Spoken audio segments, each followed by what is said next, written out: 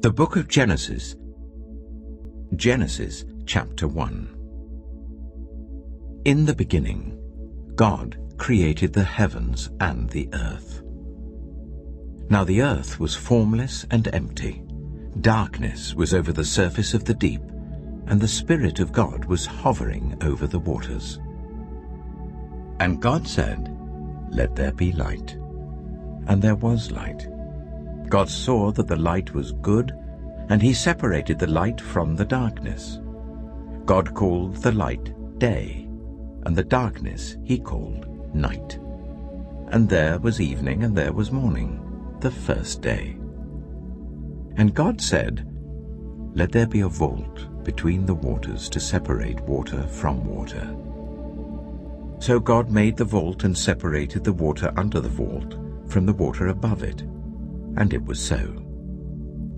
God called the vault sky. And there was evening and there was morning, the second day. And God said, "Let the water under the sky be gathered to one place, and let dry ground appear." And it was so. God called the dry ground land, and the gathered waters he called seas. And God saw that it was good. Then God said, "Let the land produce vegetation, seed-bearing plants, and trees on the land that bear fruit with seed in it, according to their various kinds." And it was so. The land produced vegetation, plants bearing seed according to their kinds, and trees bearing fruit with seed in it according to their kinds. And God saw that it was good. And there was evening and there was morning, the third day. And God said, "Let there be lights in the vault of the sky, to separate the day from the night, and let them serve as signs to mark sacred times and days and years. And let them be lights in the vault of the sky to give light on the earth." And it was so. God made two great lights, the greater light to govern the day, and the lesser light to govern the night. He also made the stars. God set them in the vault of the sky to give light on the earth, to govern the day and the night, and to separate light from darkness. And God saw that it was good.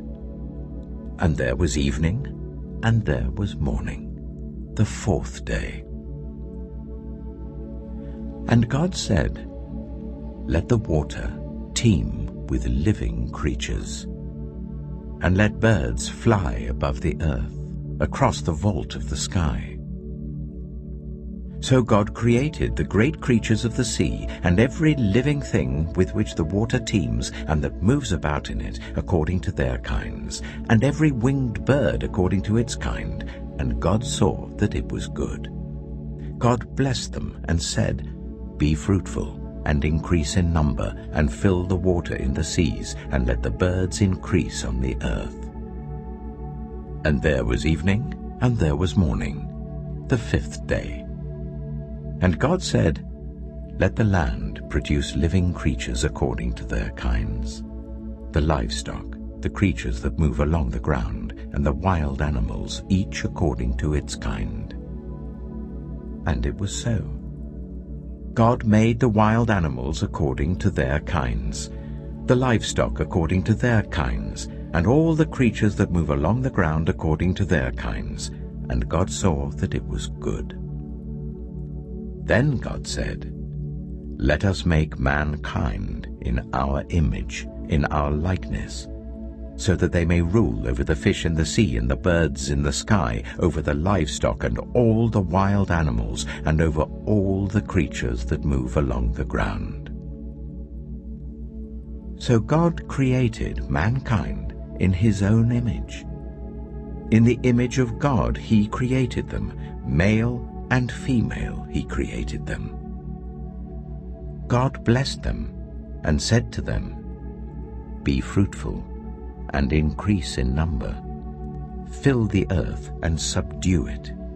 Rule over the fish in the sea and the birds in the sky, and over every living creature that moves on the ground. Then God said, I give you every seed-bearing plant on the face of the whole earth, and every tree that has fruit with seed in it. They will be yours for food, and to all the beasts of the earth and all the birds in the sky and all the creatures that move along the ground, everything that has the breath of life in it, I give every green plant for food. And it was so. God saw all that he had made, and it was very good. And there was evening, and there was morning, the sixth day. Genesis chapter 2. Thus the heavens and the earth were completed in all their vast array. By the seventh day, God had finished the work he had been doing. So on the seventh day he rested from all his work. Then God blessed the seventh day and made it holy, because on it he rested from all the work of creating that he had done. This is the account of the heavens and the earth when they were created, when the Lord God made the earth and the heavens. Now no shrub had yet appeared on the earth, and no plant had yet sprung up. For the Lord God had not sent rain on the earth, and there was no one to work the ground. But streams came up from the earth and watered the whole surface of the ground. Then the Lord God formed a man from the dust of the ground, and breathed into his nostrils the breath of life. And the man became a living being. Now the Lord God had planted a garden in the east, in Eden, and there he put the man he had formed. The Lord God made all kinds of trees grow out of the ground, trees that were pleasing to the eye and good for food. In the middle of the garden were the tree of life and the tree of the knowledge of good and evil. A river watering the garden flowed from Eden. From there it was separated into 4 headwaters. The name of the first is the Pishon. It winds through the entire land of Havilah, where there is gold. The gold of that land is good. Aromatic resin and onyx are also there. The name of the second river is the Gihon. It winds through the entire land of Cush. The name of the third river is the Tigris. It runs along the east side of Ashur, and the fourth river is the Euphrates. The Lord God took the man and put him in the Garden of Eden to work it and take care of it. And the Lord God commanded the man, "You are free to eat from any tree in the garden, but you must not eat from the tree of the knowledge of good and evil, for when you eat from it, you will certainly die." The Lord God said, "It is not good for the man to be alone. I will make a helper suitable for him." Now the Lord God had formed out of the ground all the wild animals and all the birds in the sky. He brought them to the man to see what he would name them, and whatever the man called each living creature, that was its name. So the man gave names to all the livestock, the birds in the sky, and all the wild animals. But for Adam no suitable helper was found.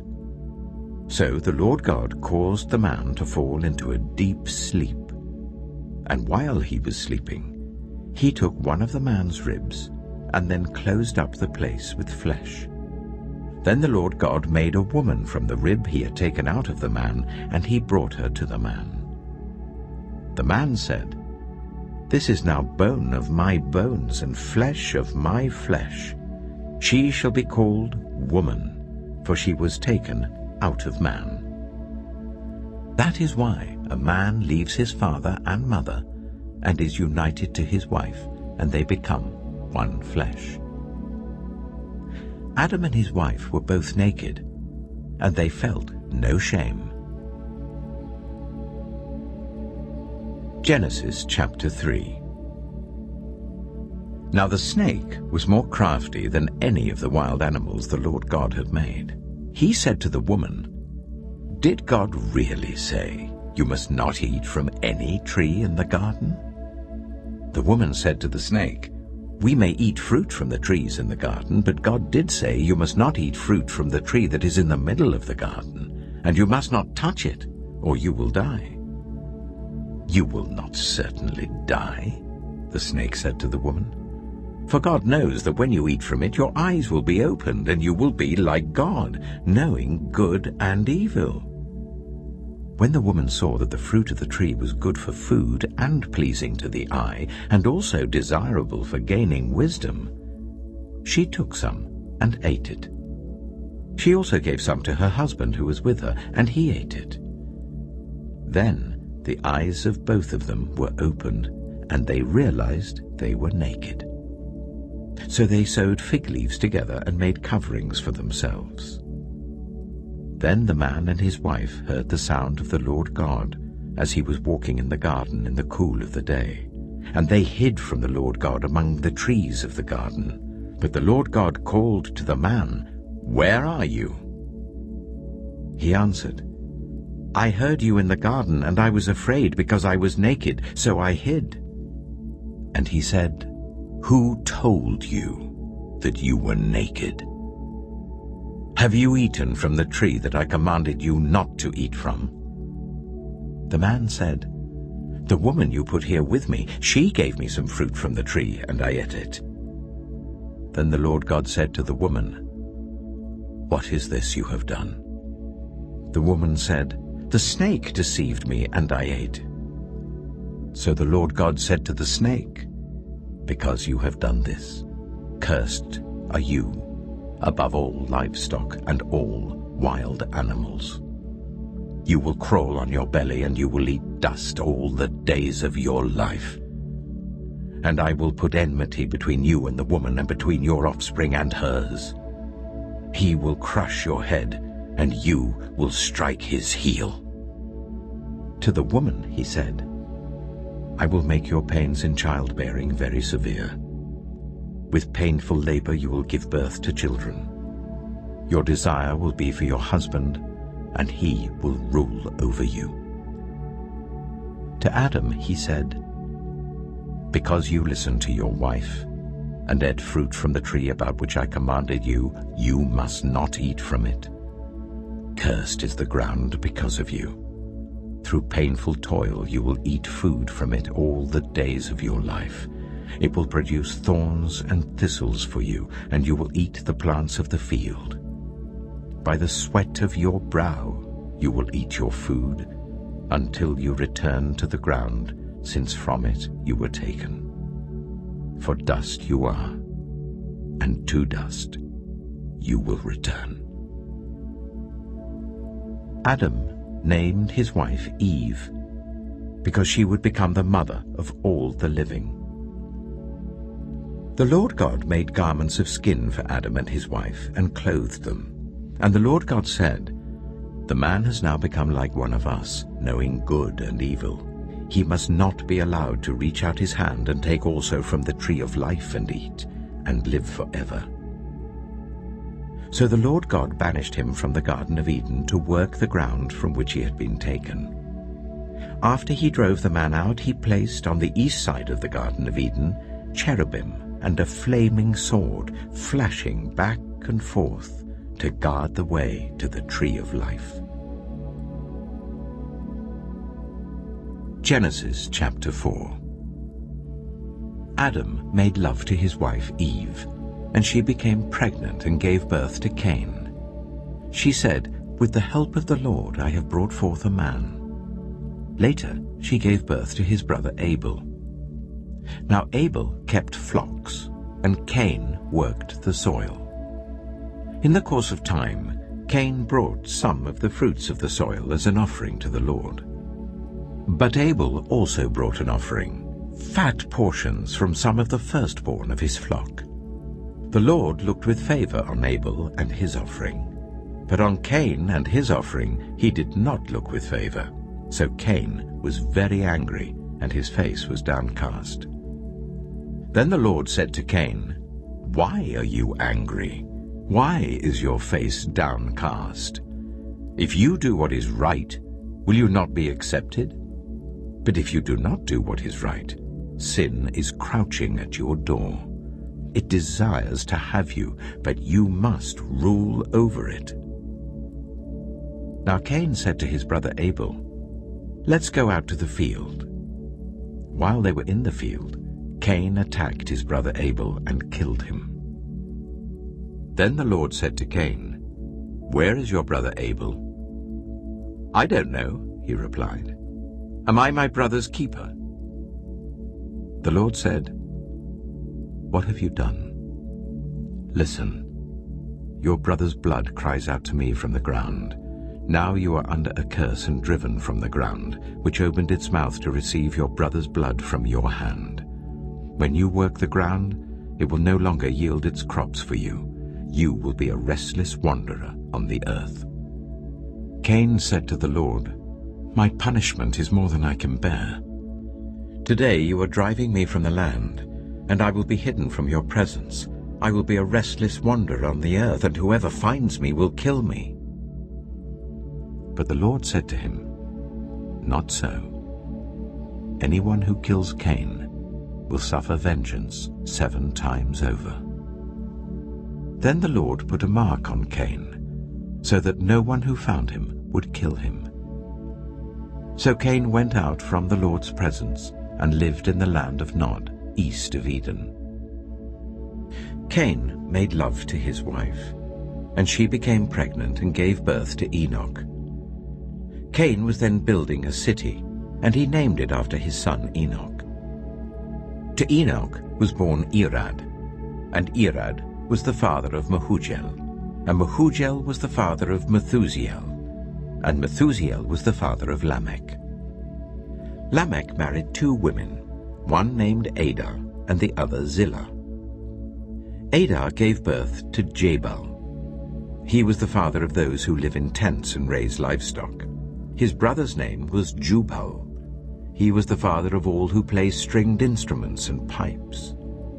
Zillah also had a son, Tubal-Cain, who forged all kinds of tools out of bronze and iron. Tubal-Cain's sister was Naamah. Lamech said to his wives, "Ada and Zillah, listen to me. Wives of Lamech, hear my words. I have killed a man for wounding me, a young man for injuring me. If Cain is avenged 7 times, then Lamech 77 times." Adam made love to his wife again, and she gave birth to a son and named him Seth, saying, "God has granted me another child in place of Abel, since Cain killed him." Seth also had a son, and he named him Enosh. At that time, people began to call on the name of the Lord. Genesis chapter 5. This is the written account of Adam's family line. When God created mankind, he made them in the likeness of God. He created them male and female and blessed them, and he named them mankind when they were created. When Adam had lived 130 years, he had a son in his own likeness, in his own image, and he named him Seth. After Seth was born, Adam lived 800 years and had other sons and daughters. Altogether, Adam lived a total of 930 years, and then he died. When Seth had lived 105 years, he became the father of Enosh. After he became the father of Enosh, Seth lived 807 years and had other sons and daughters. Altogether, Seth lived a total of 912 years, and then he died. When Enosh had lived 90 years, he became the father of Kinan. After he became the father of Kinan, Enosh lived 815 years and had other sons and daughters. Altogether, Enosh lived a total of 905 years, and then he died. When Kinan had lived 70 years, he became the father of Mahalalel. After he became the father of Mahalalel, Kinan lived 840 years and had other sons and daughters. Altogether, Kinan lived a total of 910 years, and then he died. When Mahalalel had lived 65 years, he became the father of Jared. After he became the father of Jared, Mahalalel lived 830 years and had other sons and daughters. Altogether, Mahalalel lived a total of 895 years, and then he died. When Jared had lived 162 years, he became the father of Enoch. After he became the father of Enoch, Jared lived 800 years and had other sons and daughters. Altogether, Jared lived a total of 962 years, and then he died. When Enoch had lived 65 years, he became the father of Methuselah. After he became the father of Methuselah, Enoch walked faithfully with God 300 years and had other sons and daughters. Altogether, Enoch lived a total of 365 years. Enoch walked faithfully with God.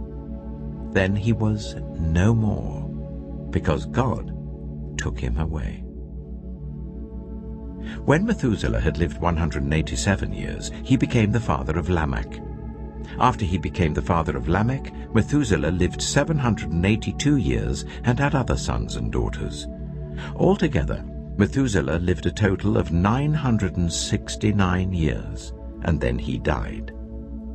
When Lamech had lived 182 years, he had a son. He named him Noah, and said, "He will comfort us in the labor and painful toil of our hands, caused by the ground the Lord has cursed." After Noah was born, Lamech lived 595 years and had other sons and daughters. Altogether, Lamech lived a total of 777 years, and then he died. After Noah was 500 years old, he became the father of Shem, Ham, and Japheth. Genesis chapter 6. When human beings began to increase in number on the earth, and daughters were born to them, the sons of God saw that the daughters of humans were beautiful, and they married any of them they chose. Then the Lord said, "My spirit will not contend with humans forever, for they are mortal. Their days will be 120 years. The Nephilim were on the earth in those days, and also afterward, when the sons of God went to the daughters of humans and had children by them. They were the heroes of old, men of renown. The Lord saw how great the wickedness of the human race had become on the earth, and that every inclination of the thoughts of the human heart was only evil all the time. The Lord regretted that he had made human beings on the earth, and his heart was deeply troubled. So the Lord said, "I will wipe from the face of the earth the human race I have created, and with them the animals, the birds, and the creatures that move along the ground, for I regret that I have made them." But Noah found favor in the eyes of the Lord. This is the account of Noah and his family. Noah was a righteous man, blameless among the people of his time, and he walked faithfully with God.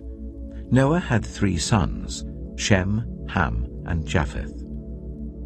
Now the earth was corrupt in God's sight, and was full of violence. God saw how corrupt the earth had become, for all the people on the earth had corrupted their ways. So God said to Noah, "I am going to put an end to all people, for the earth is filled with violence because of them. I am surely going to destroy both them and the earth. So make yourself an ark of cypress wood, make rooms in it, and coat it with pitch inside and out. This is how you are to build it. The ark is to be 300 cubits long, 50 cubits wide, and 30 cubits high. Make a roof for it, leaving below the roof an opening 1 cubit high all around. Put a door in the side of the ark, and make lower, middle, and upper decks. I'm going to bring flood waters on the earth to destroy all life under the heavens, every creature that has the breath of life in it. Everything on earth will perish. But I will establish my covenant with you, and you will enter the ark, you and your sons and your wife and your sons' wives with you. You are to bring into the ark 2 of all living creatures, male and female, to keep them alive with you, 2 of every kind of bird, of every kind of animal, and of every kind of creature that moves along the ground will come to you to be kept alive. You are to take every kind of food that is to be eaten and store it away as food for you and for them. Noah did everything just as God commanded him. Genesis chapter 7. The Lord then said to Noah, "Go into the ark, you and your whole family, because I have found you righteous in this generation. Take with you 7 pairs of every kind of clean animal, a male and its mate, and 1 pair of every kind of unclean animal, a male and its mate, and also 7 pairs of every kind of bird, male and female, to keep their various kinds alive throughout the earth. 7 days from now I will send rain on the earth for 40 days and 40 nights, and I will wipe from the face of the earth every living creature I have made." And Noah did all that the Lord commanded him. Noah was 600 years old when the floodwaters came on the earth. And Noah and his sons and his wife and his sons' wives entered the ark to escape the waters of the flood. Pairs of clean and unclean animals, of birds and of all the creatures that move along the ground, male and female, came to Noah and entered the ark, as God had commanded Noah. And after the 7 days, the floodwaters came on the earth. In the 600th year of Noah's life, on the 17th day of the 2nd month, on that day, all the springs of the great deep burst forth, and the floodgates of the heavens were opened, and rain fell on the earth 40 days and 40 nights. On that very day, Noah and his sons, Shem, Ham, and Japheth, together with his wife and the wives of his 3 sons, entered the ark. They had with them every wild animal according to its kind, all livestock according to their kinds, every creature that moves along the ground according to its kind, and every bird according to its kind, everything with wings. Pairs of all creatures that have the breath of life in them came to Noah and entered the ark. The animals going in were male and female of every living thing, as God had commanded Noah. Then the Lord shut him in. For 40 days the flood kept coming on the earth. And as the waters increased, they lifted the ark high above the earth. The waters rose and increased greatly on the earth, and the ark floated on the surface of the water. They rose greatly on the earth, and all the high mountains under the entire heavens were covered. The waters rose and covered the mountains to a depth of more than 15 cubits. Every living thing that moved on land perished. Birds, livestock, wild animals, all the creatures that swarm over the earth, and all mankind. Everything on dry land that had the breath of life in its nostrils died. Every living thing on the face of the earth was wiped out, people and animals and the creatures that move along the ground, and the birds were wiped from the earth. Only Noah was left, and those with him in the ark. The waters flooded the earth for 150 days. Genesis chapter 8. But God remembered Noah and all the wild animals and the livestock that were with him in the ark. And he sent a wind over the earth, and the waters receded. Now the springs of the deep and the floodgates of the heavens had been closed, and the rain had stopped falling from the sky. The water receded steadily from the earth. At the end of the 150 days, the water had gone down. And on the 17th day of the 7th month, the ark came to rest on the mountains of Ararat. The waters continued to recede until the 10th month, and on the first day of the 10th month, the tops of the mountains became visible. After 40 days, Noah opened a window he had made in the ark and sent out a raven, and it kept flying back and forth until the water had dried up from the earth. Then he sent out a dove to see if the water had receded from the surface of the ground. But the dove could find nowhere to perch because there was water over all the surface of the earth. So it returned to Noah in the ark. He reached out his hand and took the dove and brought it back to himself in the ark. He waited 7 more days and again sent out the dove from the ark. When the dove returned to him in the evening, there in its beak was a freshly plucked olive leaf. Then Noah knew that the water had receded from the earth. He waited 7 more days and sent the dove out again, but this time it did not return to him. By the first day of the 1st month of Noah's 601st year, the water had dried up from the earth. Noah then removed the covering from the ark and saw that the surface of the ground was dry. By the 27th day of the 2nd month, the earth was completely dry. Then God said to Noah, "Come out of the ark, you and your wife and your sons and their wives.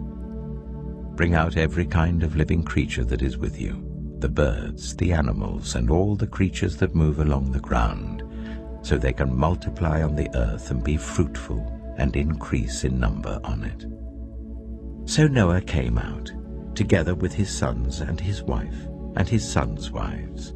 All the animals and all the creatures that move along the ground and all the birds, everything that moves on land, came out of the ark, one kind after another. Then Noah built an altar to the Lord, and taking some of all the clean animals and clean birds, he sacrificed burnt offerings on it. The Lord smelled the pleasing aroma and said in his heart, "Never again will I curse the ground because of humans, even though every inclination of the human heart is evil from childhood. And never again will I destroy all living creatures as I have done. As long as the earth endures, seed time and harvest, cold and heat, summer and winter, day and night, will never cease." Genesis chapter 9. Then God blessed Noah and his sons, saying to them, "Be fruitful and increase in number and fill the earth. The fear and dread of you will fall on all the beasts of the earth and on all the birds in the sky, on every creature that moves along the ground and on all the fish in the sea. They are given into your hands. Everything that lives and moves about will be food for you. Just as I gave you the green plants, I now give you everything. But you must not eat meat that has its lifeblood still in it. And for your lifeblood I will surely demand an accounting. I will demand an accounting from every animal, and from each human being too I will demand an accounting for the life of another human being. Whoever sheds human blood by humans, shall their blood be shed. For in the image of God has God made mankind. As for you, be fruitful and increase in number. Multiply on the earth and increase upon it." Then God said to Noah and to his sons with him, "I now establish my covenant with you and with your descendants after you, and with every living creature that was with you, the birds, the livestock, and all the wild animals, all those that came out of the ark with you, every living creature on earth. I establish my covenant with you. Never again will all life be destroyed by the waters of a flood. Never again will there be a flood to destroy the earth. And God said, "This is the sign of the covenant I am making between me and you and every living creature with you, a covenant for all generations to come. I have set my rainbow in the clouds, and it will be the sign of the covenant between me and the earth. Whenever I bring clouds over the earth and the rainbow appears in the clouds, I will remember my covenant between me and you and all living creatures of every kind. Never again will the waters become a flood to destroy all life.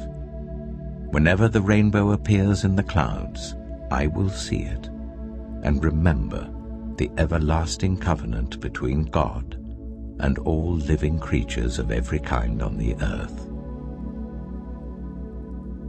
So God said to Noah, "This is the sign of the covenant I have established between me and all life on the earth." The sons of Noah who came out of the ark were Shem, Ham, and Japheth. Ham was the father of Canaan. These were the 3 sons of Noah, and from them came the people who were scattered over the whole earth. Noah, a man of the soil, proceeded to plant a vineyard. When he drank some of its wine, he became drunk and lay uncovered in his tent. Ham, the father of Canaan, saw his father naked and told his 2 brothers outside. But Shem and Japheth took a garment and laid it across their shoulders. Then they walked in backward and covered their father's naked body. Their faces were turned the other way so that they would not see their father naked. When Noah awoke from his wine and found out what his youngest son had done to him, he said, "Cursed be Canaan. The lowest of slaves will he be to his brothers." He also said, "Praise be to the Lord, the God of Shem. May Canaan be the slave of Shem. May God extend Japheth's territory. May Japheth live in the tents of Shem, and may Canaan be the slave of Japheth." After the flood, Noah lived 350 years. Noah lived a total of 950 years, and then he died. Genesis chapter 10. This is the account of Shem, Ham, and Japheth, Noah's sons, who themselves had sons after the flood. The sons of Japheth: Gomer, Magog, Madai, Javan, Tubal, Meshach, and Tyras. The sons of Gomer: Ashkenaz, Riphath, and Togarmah. The sons of Javan: Elisha, Tarshish, the Kittites, and the Rodanites. From these the maritime peoples spread out into their territories by their clans within their nations, each with its own language. The sons of Ham: Cush, Egypt, Put, and Canaan. The sons of Cush: Seba, Havilah, Sabta, Reamah, and Sabtika. The sons of Reamah: Sheba and Dedan. Cush was the father of Nimrod, who became a mighty warrior on the earth. He was a mighty hunter before the Lord. That is why it is said, like Nimrod, a mighty hunter before the Lord. The first centers of his kingdom were Babylon, Uruk, Akkad, and Calnu in Shinar. From that land he went to Assyria, where he built Nineveh, Rehoboth, Calah, and Resen, which is between Nineveh and Calah, which is the great city. Egypt was the father of the Ludites, Anamites, Lehabites, Naphtuhites, Pathrusites, Casluhites, from whom the Philistines came, and Caphtorites. Canaan was the father of Sidon his firstborn, and of the Hittites, Jebusites, Amorites, Girgashites, Hivites, Archites, Sinites, Arvadites, Zemarites, and Hamathites. Later the Canaanites' clans scattered, and the borders of Canaan reached from Sidon towards Gerar as far as Gaza, and then toward Sodom, Gomorrah, Admah, and Zeboim as far as Lasha. These are the sons of Ham by their clans and languages, in their territories and nations. Sons were also born to Shem, whose older brother was Japheth. Shem was the ancestor of all the sons of Eber. The sons of Shem: Elam, Ashur, Arphaxad, Lud, and Aram. The sons of Aram: Az, Hul, Gether, and Meshech. Arphaxad was the father of Shelah, and Shelah the father of Eber. 2 sons were born to Eber. One was named Peleg, because in his time the earth was divided. His brother was named Joktan. Joktan was the father of Almodad, Sheleph, Hazamepheth, Jirah, Hadoram, Uzal, Dilah, Obal, Abimeel, Sheba, Ophir, Havilah, and Jobab. All these were sons of Joktan. The region where they lived stretched from Mesha towards Sephah in the eastern hill country. These are the sons of Shem by their clans and languages, in their territories and nations. These are the clans of Noah's sons, according to their lines of descent within their nations. From these, the nations spread out over the earth after the flood. Genesis chapter 11. Now the whole world had one language and a common speech. As people moved eastward, they found a plain in Shinar and settled there. They said to each other, "Come, let's make bricks and bake them thoroughly." They used brick instead of stone and bitumen for mortar. Then they said, "Come, let us build ourselves a city with a tower that reaches to the heavens, so that we may make a name for ourselves. Otherwise we will be scattered over the face of the whole earth." But the Lord came down to see the city and the tower that people were building. The Lord said, "If as one people speaking the same language they have begun to do this, then nothing they plan to do will be impossible for them. Come, let us go down and confuse their language, so they will not understand each other." So the Lord scattered them from there over all the earth, and they stopped building the city. That is why it was called Babel, because there the Lord confused the language of the whole world. From there the Lord scattered them over the face of the whole earth. This is the account of Shem's family line. 2 years after the flood, when Shem was 100 years old, he became the father of Arphaxad. And after he became the father of Arphaxad, Shem lived 500 years and had other sons and daughters. When Arphaxad had lived 35 years, he became the father of Shelah. And after he became the father of Shelah, Arphaxad lived 403 years and had other sons and daughters. When Shelah had lived 30 years, he became the father of Eber. And after he became the father of Eber, Shelah lived 403 years and had other sons and daughters. When Eber had lived 34 years, he became the father of Peleg. And after he became the father of Peleg, Eber lived 430 years and had other sons and daughters. When Peleg had lived 30 years, he became the father of Reu. And after he became the father of Reu, Peleg lived 209 years and had other sons and daughters. When Reu had lived 32 years, he became the father of Serug. And after he became the father of Serug, Reu lived 207 years and had other sons and daughters. When Serug had lived 30 years, he became the father of Nahor. And after he became the father of Nahor, Serug lived 200 years and had other sons and daughters. When Nahor had lived 29 years, he became the father of Terah. And after he became the father of Terah, Nahor lived 119 years and had other sons and daughters. After Terah had lived 70 years, he became the father of Abram, Nahor, and Haran. This is the account of Terah's family line. Terah became the father of Abram, Nahor, and Haran became the father of Lot. While his father Terah was still alive, Haran died in Ur of the Chaldeans in the land of his birth. Abram and Nahor both married. The name of Abram's wife was Sarai, and the name of Nahor's wife was Milcah. She was the daughter of Haran, the father of both Milcah and Iscah.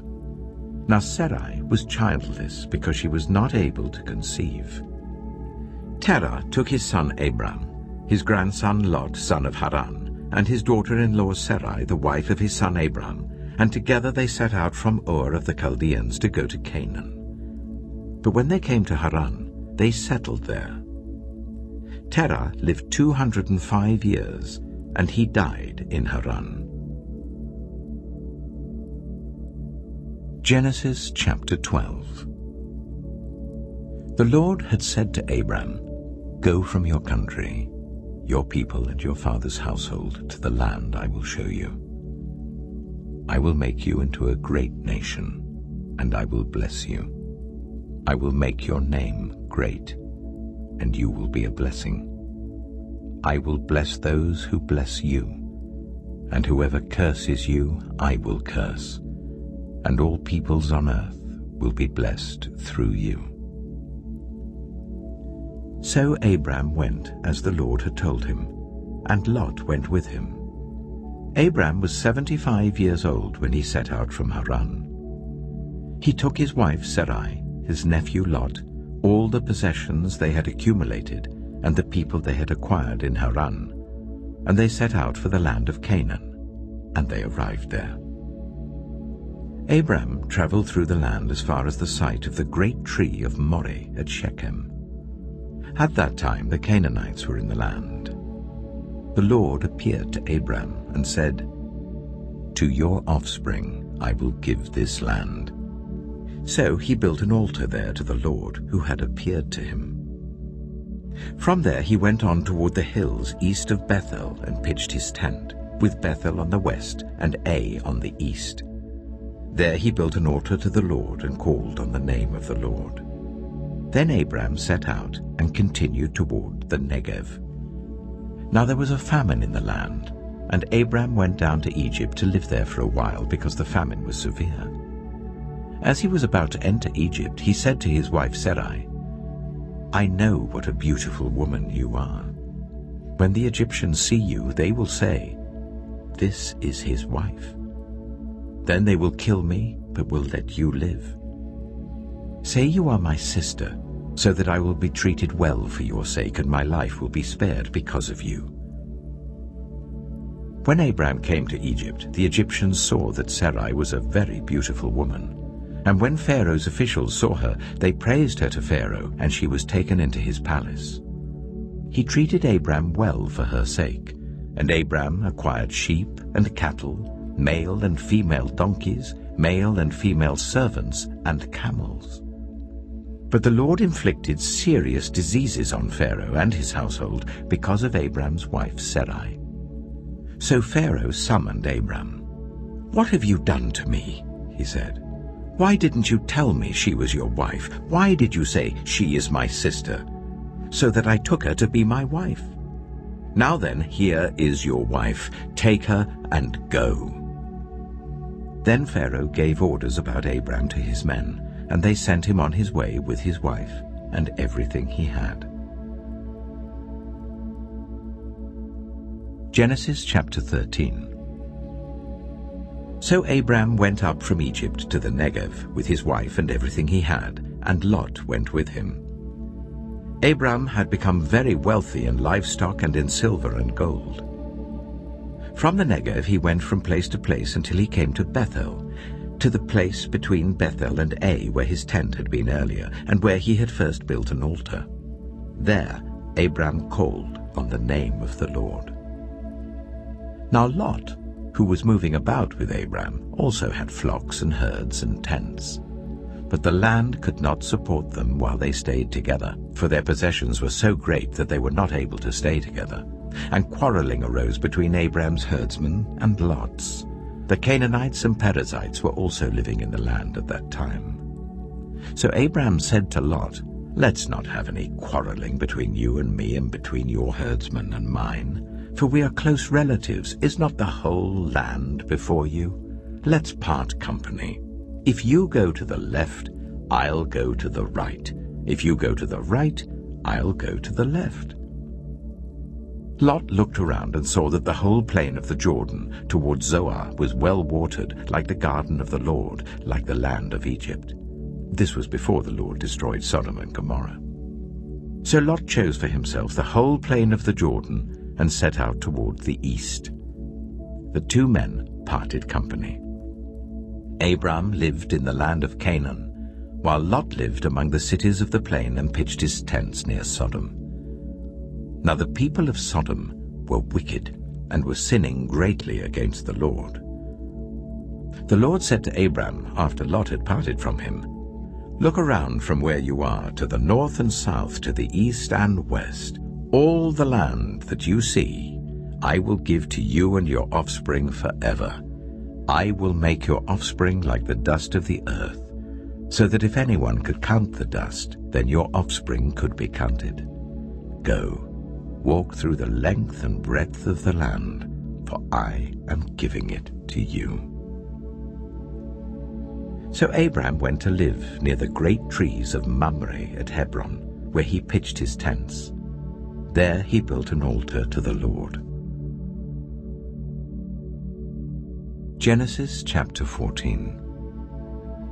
At the time when Amraphel was king of Shinar, Arioch, king of Elasah, Kedorlaomer, king of Elam, and Tidal, king of Goyim, these kings went to war against Bera, king of Sodom, Bersha, king of Gomorrah, Shinab, king of Admah, Shemeba, king of Zeboim, and the king of Bela, that is Zoar. All these latter kings joined forces in the valley of Siddim, that is the Dead Sea Valley. For 12 years they had been subject to Kedorlaomer, but in the 13th year they rebelled. In the 14th year, Kedorlaomer and the kings allied with him went out and defeated the Rephaites in Ashtaroth-Karnaim, the Zuzites in Ham, the Emites in Sheva, Kiriathaim, and the Horites in the hill country of Seir as far as El-Paran, near the desert. Then they turned back and went to En-Mishpat, that is Kadesh, and they conquered the whole territory of the Amalekites, as well as the Amorites who were living in Hazazon-Tamar.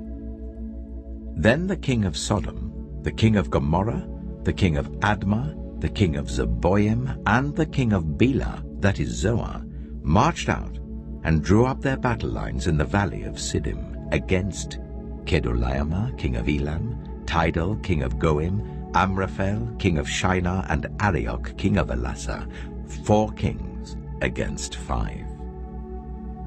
Now the valley of Siddim was full of tar pits, and when the kings of Sodom and Gomorrah fled, some of the men fell into them, and the rest fled to the hills. The 4 kings seized all the goods of Sodom and Gomorrah and all their food. Then they went away. They also carried off Abram's nephew, Lot, and his possessions, since he was living in Sodom. A man who had escaped came and reported this to Abram the Hebrew. Now Abram was living near the great trees of Mamre the Amorite, a brother of Eshcol and Ane, all of whom were allied with Abram. When Abram heard that his relative had been taken captive, he called out 318 trained men born in his household, and went in pursuit as far as Dan. During the night, Abram divided his men to attack them, and he routed them, pursuing them as far as Hobah, north of Damascus. He recovered all the goods and brought back his relative Lot and his possessions, together with the women and the other people. After Abram returned from defeating Kedorlaomer and the kings allied with him, the king of Sodom came out to meet him in the valley of Shaveh, that is the king's valley. Then Melchizedek, king of Salem, brought out bread and wine. He was priest of God Most High, and he blessed Abram, saying, "Blessed be Abram by God Most High, creator of heaven and earth. and praise be to God Most High, who delivered your enemies into your hand." Then Abram gave him 1/10 of everything. The king of Sodom said to Abram, "Give me the people and keep the goods for yourself." But Abram said to the king of Sodom, "With raised hand I have sworn an oath to the Lord God Most High, creator of heaven and earth, that I will accept nothing belonging to you, not even a thread or the strap of a sandal, so that you will never be able to say, 'I made Abram rich.' I will accept nothing but what my men have eaten and the share that belongs to the men who went with me, to Ane, Eshcol, and Mamre. Let them have their share." Genesis chapter 15. After this, the word of the Lord came to Abram in a vision. "Do not be afraid, Abram. I am your shield, your very great reward." But Abram said, "Sovereign Lord, what can you give me since I remain childless? And the one who will inherit my estate is Eliezer of Damascus." And Abram said, "You have given me no children, so a servant in my household will be my heir." Then the word of the Lord came to him, "This man will not be your heir, but a son who is your own flesh and blood will be your heir." He took him outside and said, "Look up at the sky and count the stars, if indeed you can count them." Then he said to him, "So shall your offspring be." Abram believed the Lord, and he credited to him as righteousness. He also said to him, "I am the Lord, who brought you out of Ur of the Chaldeans, to give you this land to take possession of it." But Abram said, "Sovereign Lord, how can I know that I will gain possession of it?" So the Lord said to him, "Bring me a heifer, a goat, and a ram, each 3 years old, along with a dove and a young pigeon." Abram brought all these to him, cut them in two, and arranged the halves opposite each other. The birds, however, he did not cut in half. Then birds of prey came down on the carcasses, but Adam drove them away. As the sun was setting, Abram fell into a deep sleep, and a thick and dreadful darkness came over him. Then the Lord said to him, "Know for certain that for 400 years your descendants will be strangers in a country not their own, and that they will be enslaved and ill-treated there. But I will punish the nation they serve as slaves, and afterward they will come out with great possessions. You, however, will go to your ancestors in peace and be buried at a good old age. In the 4th generation, your descendants will come back here, for the sin of the Amorites has not yet reached its full measure." When the sun had set and darkness had fallen, a smoking brazier with a blazing torch appeared and passed between the pieces.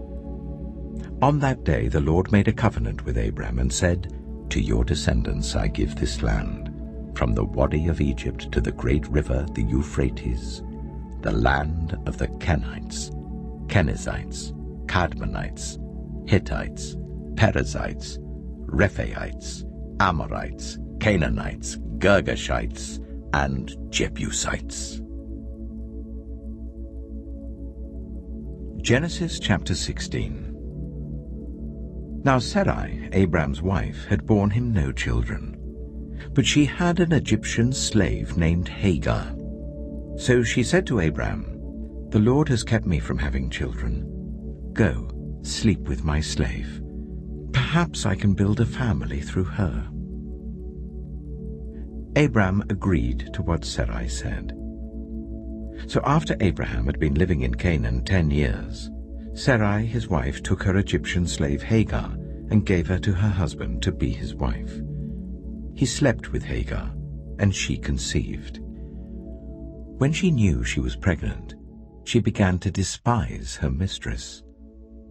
Then Sarai said to Abram, "You are responsible for the wrong I'm suffering.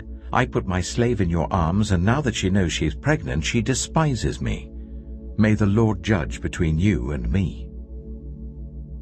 "Your slave is in your hands," Abram said. "Do with her whatever you think best."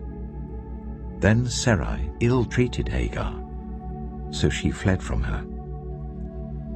The angel of the Lord found Hagar near a spring in the desert. It was the spring that is beside the road to Shur. And he said, "Hagar, slave of Sarai, where have you come from and where are you going?"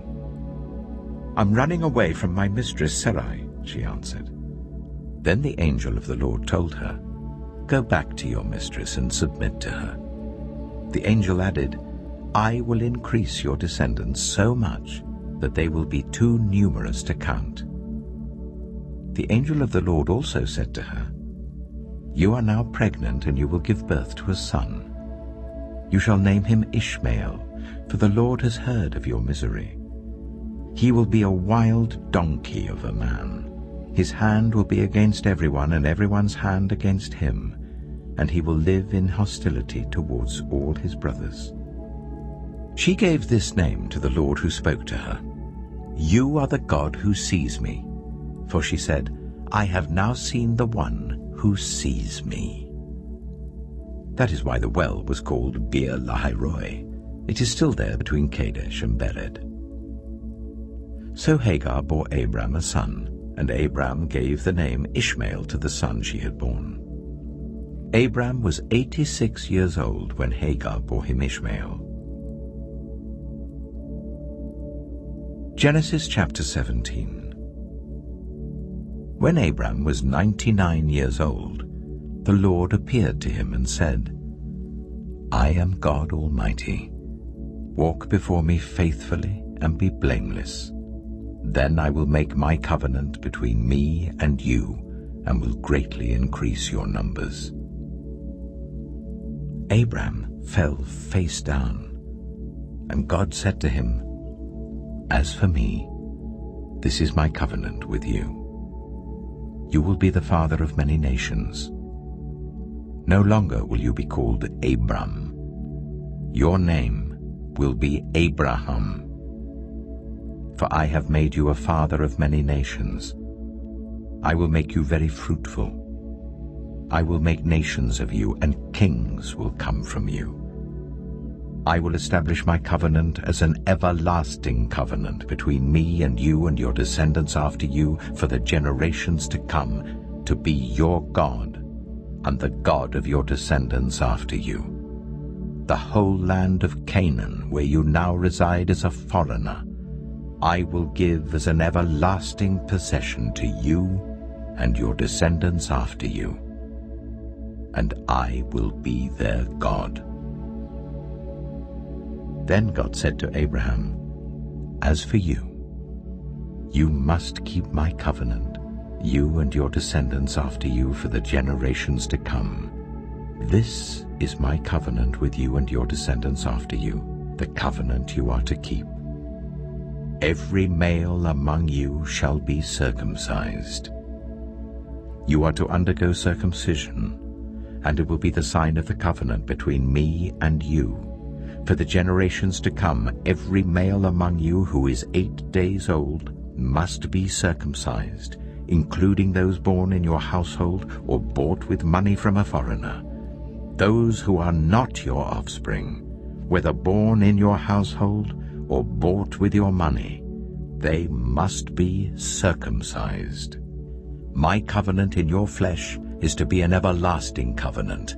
Any uncircumcised male who has not been circumcised in the flesh will be cut off from his people. He has broken my covenant." God also said to Abraham, "As for Sarai your wife, you are no longer to call her Sarai. Her name will be Sarah. I will bless her and will surely give you a son by her. I will bless her, so she will be the mother of nations. Kings of peoples will come from her." Abraham fell face down. He laughed and said to himself, "Will a son be born to a man 100 years old? Will Sarah bear a child at the age of 90? And Abraham said to God, If only Ishmael might live under your blessing. Then God said, Yes, but your wife Sarah will bear you a son, and you will call him Isaac. I will establish my covenant with him as an everlasting covenant for his descendants after him. And as for Ishmael, I have heard you. I will surely bless him. I will make him fruitful and will greatly increase his numbers. He will be the father of 12 rulers, and I will make him into a great nation. But my covenant I will establish with Isaac, whom Sarah will bear to you by this time next year. When he had finished speaking with Abraham, God went up from him. On that very day, Abraham took his son Ishmael, and all those born in his household or bought with his money, every male in his household, and circumcised them as God told him.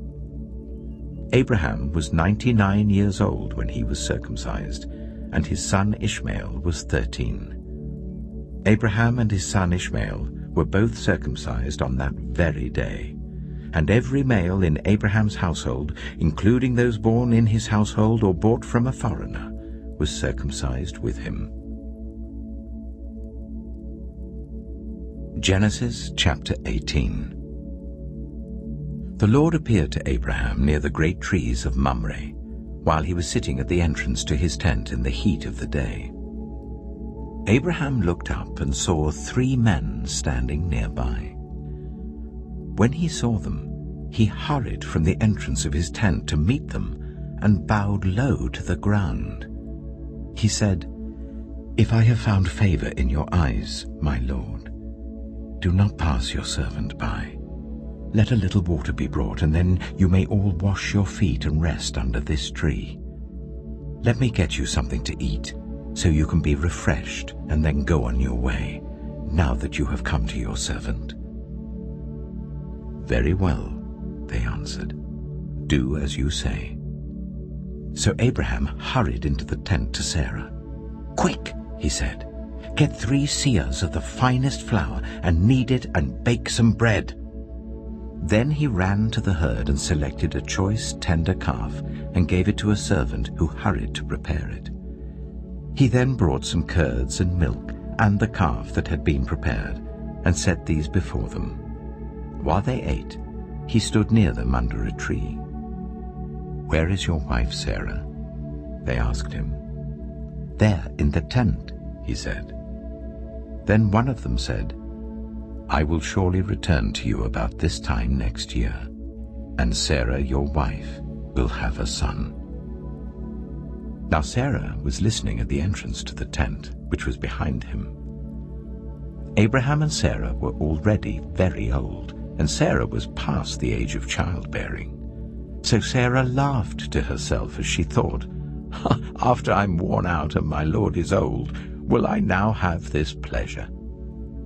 Then the Lord said to Abraham, "Why did Sarah laugh and say, 'Will I really have a child now that I am old?' Is anything too hard for the Lord? I will return to you at the appointed time next year, and Sarah will have a son." Sarah was afraid, so she lied and said, "I did not laugh." But he said, "Yes, you did laugh."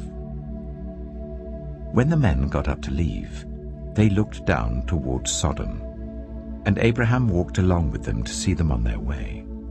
Then the Lord said, "Shall I hide from Abraham what I am about to do? Abraham will surely become a great and powerful nation, and all nations on earth will be blessed through him, for I have chosen him so that he will direct his children and his household after him, to keep the way of the Lord by doing what is right and just, so that the Lord will bring about for Abraham what he has promised him." Then the Lord said, "The outcry against Sodom and Gomorrah is so great, and their sin so grievous, that I will go down and see if what they have done is as bad as the outcry that has reached me. If not, I will know." The men turned away and went toward Sodom, but Abraham remained standing before the Lord. Then Abraham approached him and said, "Will you sweep away the righteous with the wicked? What if there are 50 righteous people in the city? Will you really sweep it away and not spare the place for the sake of the 50 righteous people in it?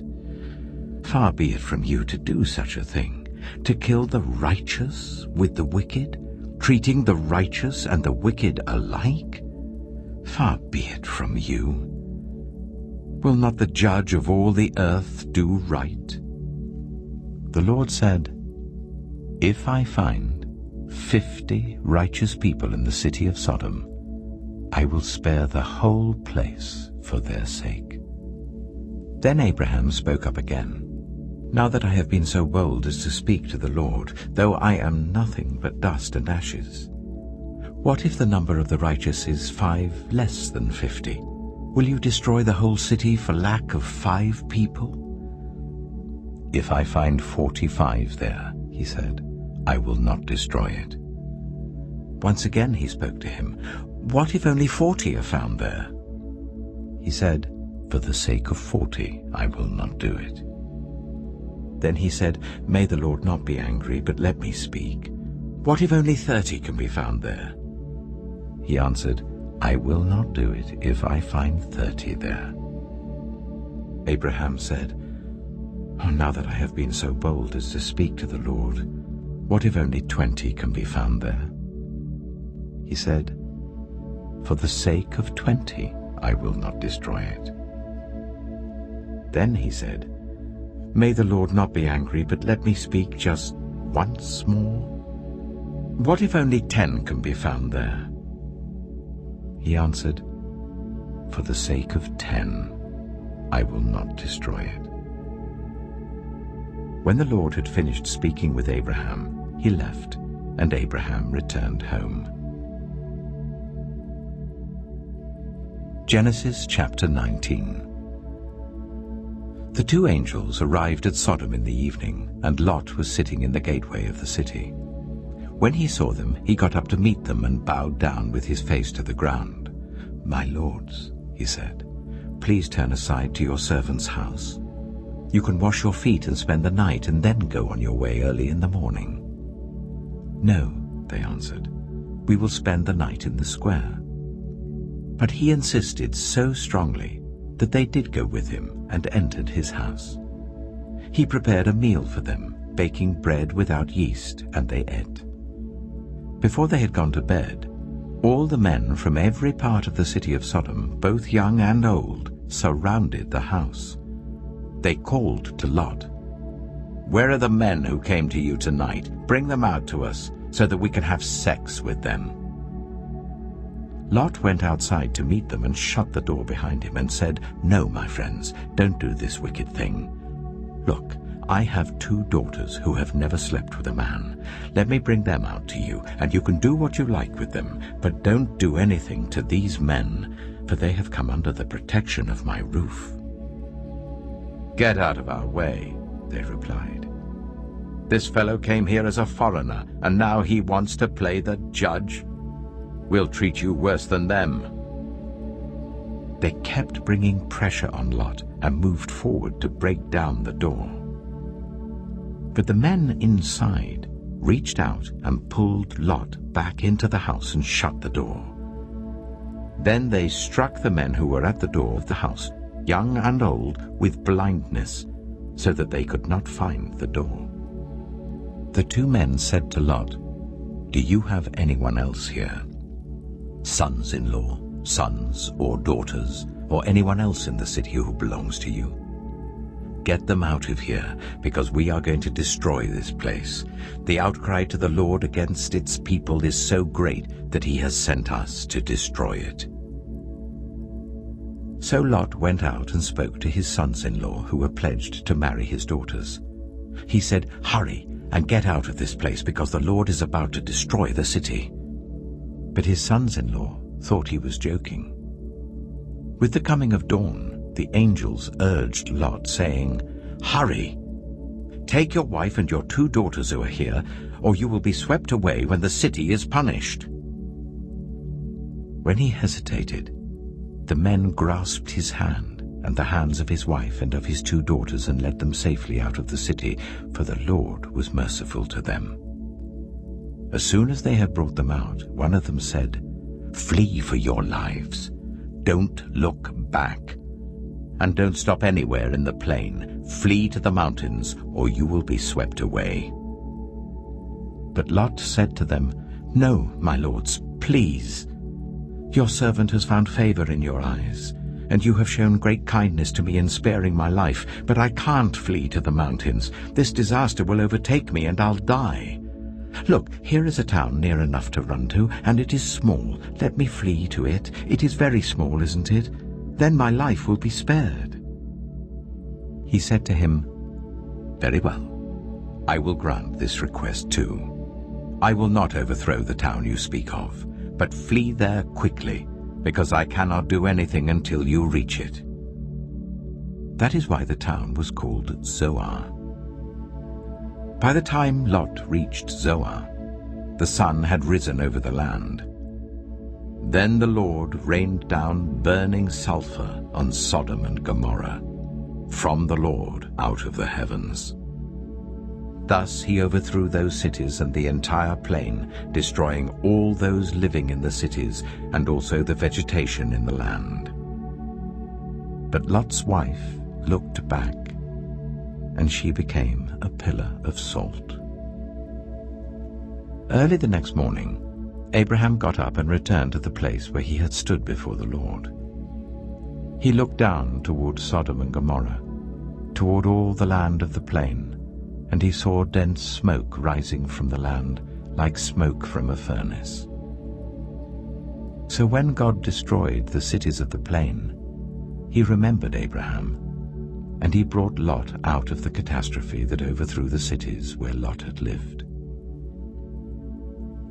Lot and his 2 daughters left Zoar and settled in the mountains, for he was afraid to stay in Zoar. He and his 2 daughters lived in a cave. One day, the older daughter said to the younger, "Our father is old, and there is no man around here to give us children, as is the custom all over the earth. Let's get our father to drink wine, and then sleep with him and preserve our family line through our father." That night, they got their father to drink wine, and the older daughter went in and slept with him. He was not aware of it when she laid down or when she got up. The next day, the older daughter said to the younger, "Last night I slept with my father. Let's get him to drink wine again tonight, and you go in and sleep with him, so we can preserve our family line through our father." So they got their father to drink wine that night also, and the younger daughter went in and slept with him. Again, he was not aware of it when she laid down or when she got up. So both of Lot's daughters became pregnant by their father. The older daughter had a son, and she named him Moab. He is the father of the Moabites of today. The younger daughter also had a son, and she named him Ben-Ami. He is the father of the Ammonites of today. Genesis chapter 20. Now Abraham moved on from there into the region of the Negev and lived between Kadesh and Shur. For a while he stayed in Gerar, and there Abraham said of his wife Sarah, "She is my sister." Then Abimelech, king of Gerar, sent for Sarah and took her.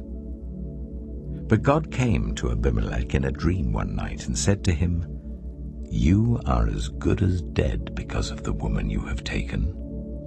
She is a married woman." Now Abimelech had not gone near her, so he said, "Lord, will you destroy an innocent nation? Did he not say to me, 'She is my sister'? And didn't she also say, 'He is my brother'? I've done this with a clear conscience and clean hands." Then God said to him in the dream, "Yes, I know you did this with a clear conscience. and so I have kept you from sinning against me. That is why I did not let you touch her. Now return the man's wife, for he is a prophet, and he will pray for you, and you will live. But if you do not return her, you may be sure that you and all who belong to you will die." Early the next morning, Abimelech summoned all his officials, and when he told them all that had happened, they were very much afraid. Then Abimelech called Abraham in and said, "What have you done to us? How have I wronged you that you have brought such guilt upon me and my kingdom? You have done things to me that should never be done." And Abimelech asked Abraham, "What was your reason for doing this?" Abraham replied, "I said to myself, 'There is surely no fear of God in this place, and they will kill me because of my wife. Besides, she really is my sister, the daughter of my father, though not of my mother, and she became my wife. And when God caused me to wander from my father's household, I said to her, This is how you can show your love to me. Everywhere we go, say of me, He is my brother.'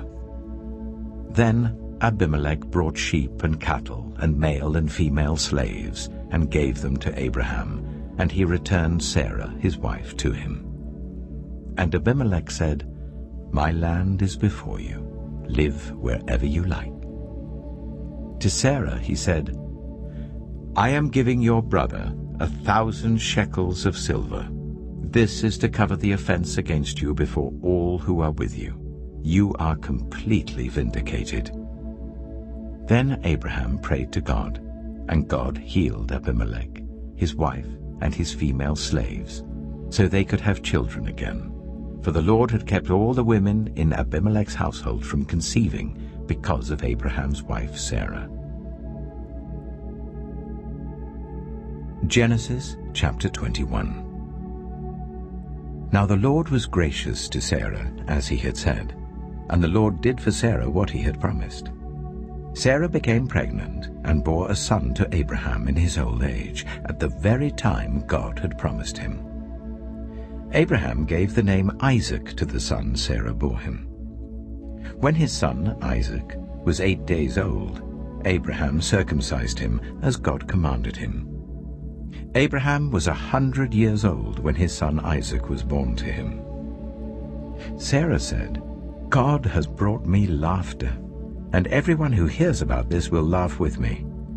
And she added, "Who would have said to Abraham that Sarah would nurse children?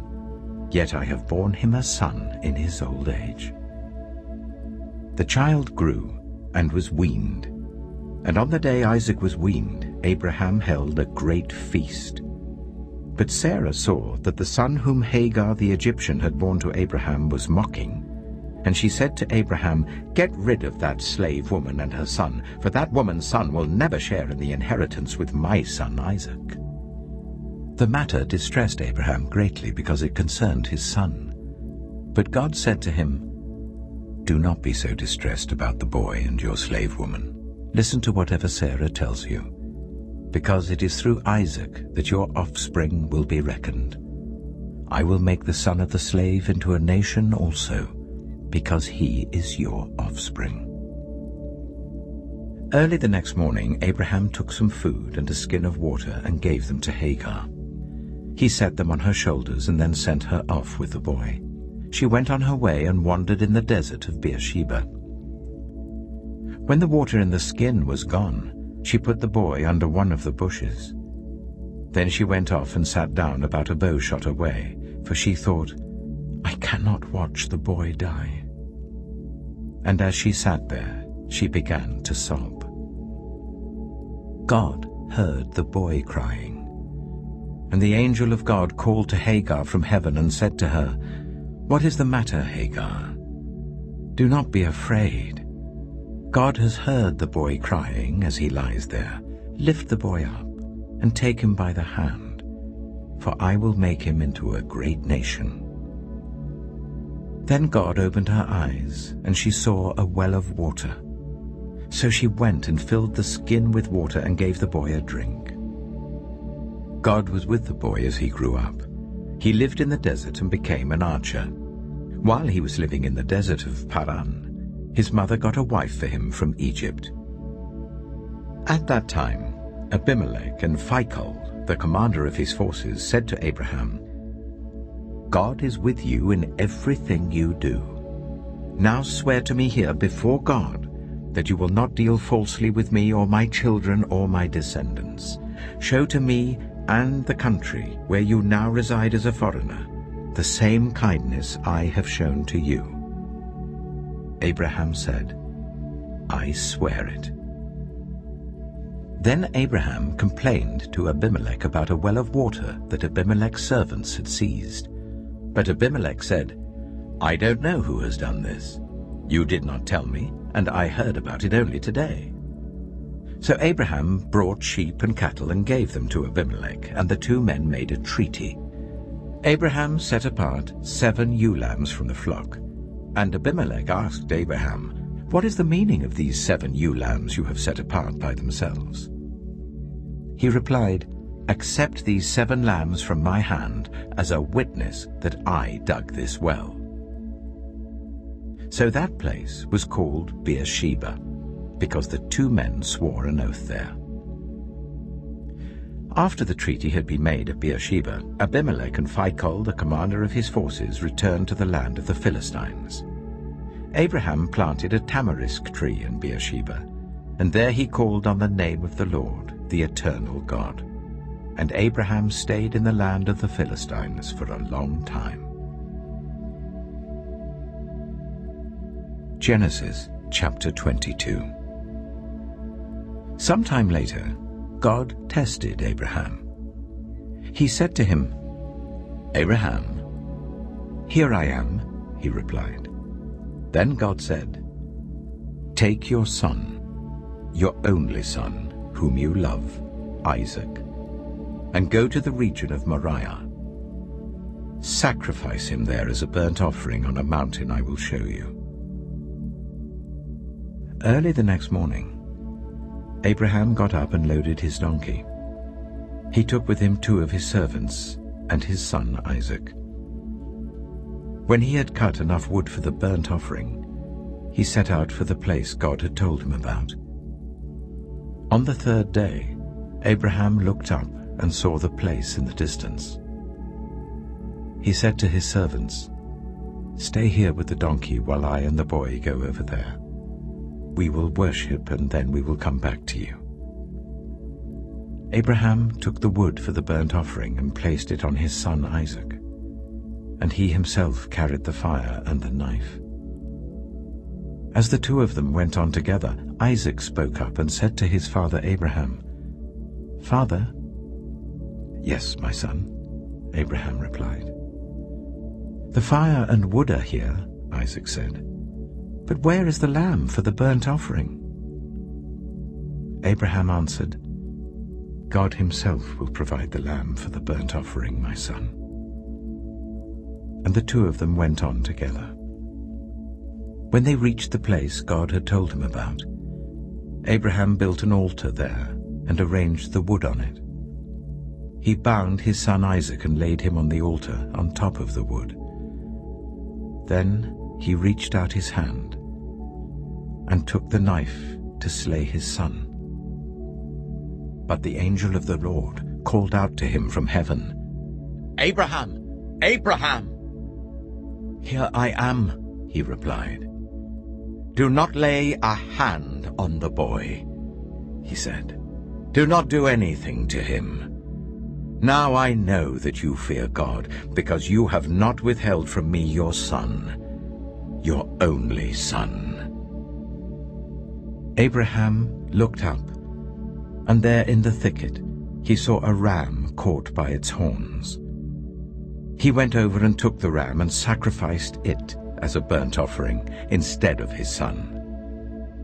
So Abraham called that place, "The Lord will provide," and to this day it is said, "On the mountain of the Lord it will be provided." The angel of the Lord called to Abraham from heaven a second time and said, "I swear by myself, declares the Lord, that because you have done this and have not withheld your son, your only son, I will surely bless you and make your descendants as numerous as the stars in the sky and as the sand on the seashore. Your descendants will take possession of the cities of their enemies, and through your offspring all nations on earth will be blessed, because you have obeyed me."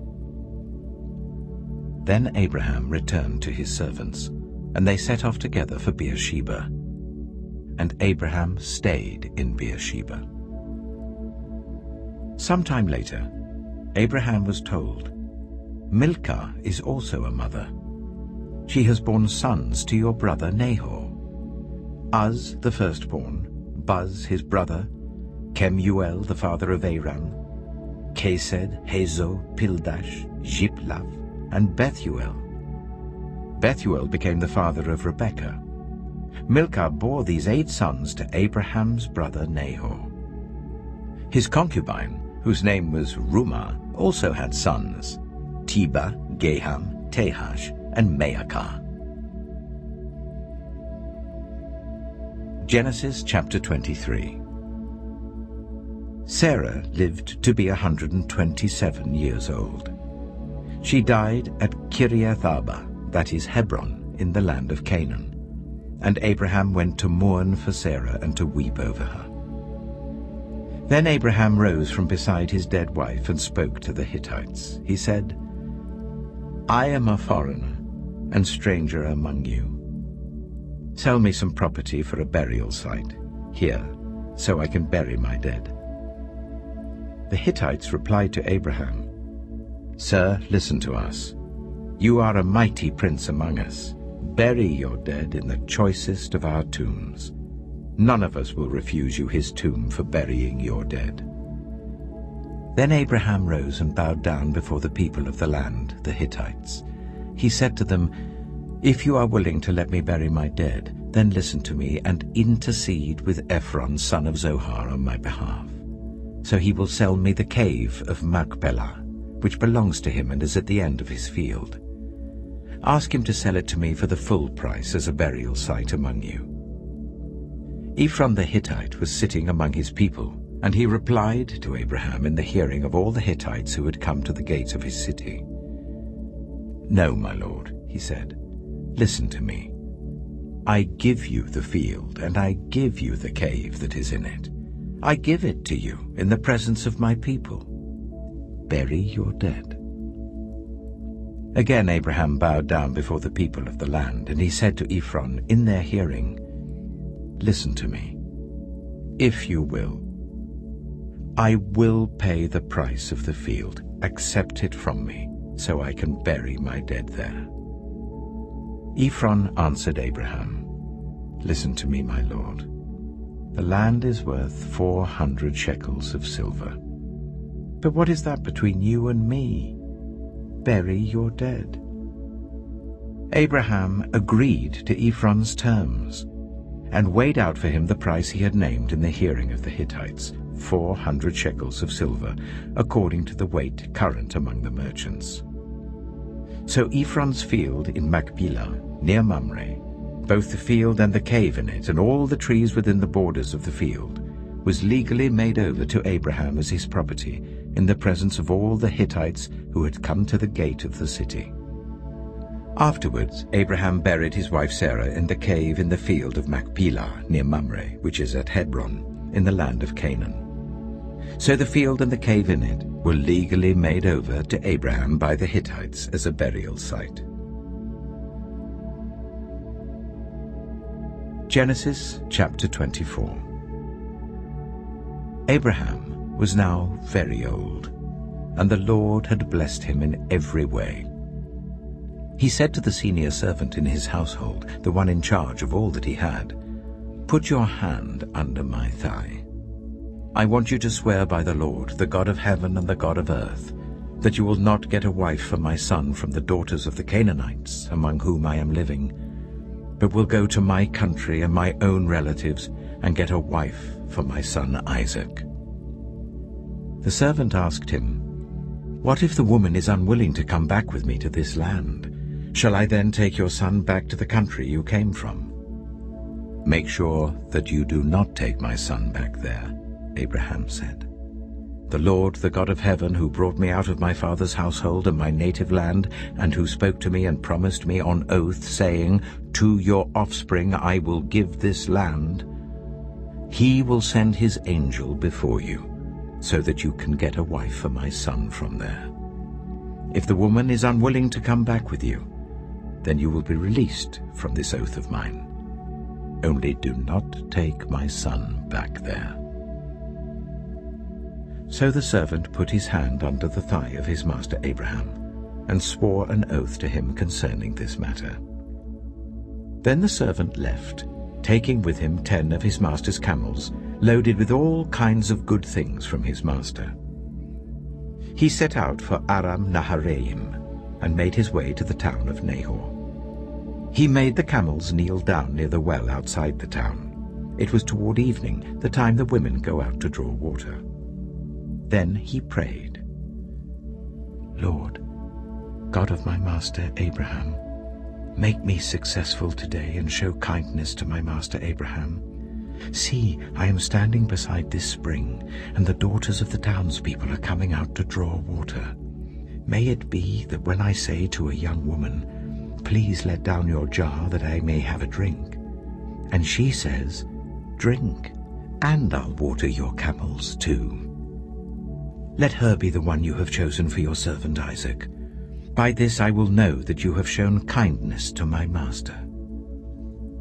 Before he had finished praying, Rebekah came out with her jar on her shoulder. She was the daughter of Bethuel, son of Milcah, who was the wife of Abraham's brother Nahor. The woman was very beautiful, a virgin. No man had ever slept with her. She went down to the spring, filled her jar, and came up again. The servant hurried to meet her and said, "Oh, please give me a little water from your jar." "Drink, my lord," she said, and quickly lowered the jar to her hands and gave him a drink. After she had given him a drink, she said, "I'll draw water for your camels too until they've had enough to drink." So she quickly emptied her jar into the trough, ran back to the well to draw more water, and drew enough for all his camels. Without saying a word, the man watched her closely to learn whether or not the Lord had made his journey successful. When the camels had finished drinking, the man took out a gold nose ring weighing a beaker and 2 gold bracelets weighing 10 shekels. Then he asked, "Whose daughter are you? Please tell me, is there room in your father's house for us to spend the night?" She answered him, "I am the daughter of Bethuel, the son that Milcah bore to Nahor." And she added, "We have plenty of straw and fodder, as well as room for you to spend the night." Then the man bowed down and worshipped the Lord, saying, "Praise be to the Lord, the God of my master Abraham, who has not abandoned his kindness and faithfulness to my master. As for me, the Lord has led me on the journey to the house of my master's relatives." The young woman ran and told her mother's household about these things. Now Rebekah had a brother named Laban, and he hurried out to the man at the spring. As soon as he had seen the nose ring and the bracelets on his sister's arms, and had heard Rebekah tell what the man had said to her, he went out to the man and found him standing by the camels near the spring. "Come, you who are blessed by the Lord," he said. "Why are you standing out here? I have prepared the house and a place for the camels." So the man went to the house, and the camels were unloaded. Straw and fodder were brought for the camels, and water for him and his men to wash their feet. Then food was set before him. But he said, "I will not eat until I have told you what I have to say." "Then tell us," Laban said. So he said, "I am Abraham's servant. The Lord has blessed my master abundantly, and he has become wealthy. He has given him sheep and cattle, silver and gold, male and female servants, and camels and donkeys. My master's wife, Sarah, has borne him a son in her old age, and he has given him everything he owns. And my master made me swear an oath, and said, "You must not get a wife for my son from the daughters of the Canaanites in whose land I live, but go to my father's family, to my own clan, and get a wife for my son." Then I asked my master, "What if the woman will not come back with me?" He replied, "The Lord before whom I have walked faithfully will send his angel with you and make your journey a success, so that you can get a wife for my son from my own clan and from my father's family. You will be released from my oath if, when you go to my clan, they refuse to give her to you. Then you will be released from my oath." When I came to the spring today, I said, "Lord, God of my master Abraham, if you will, please grant success to the journey on which I have come.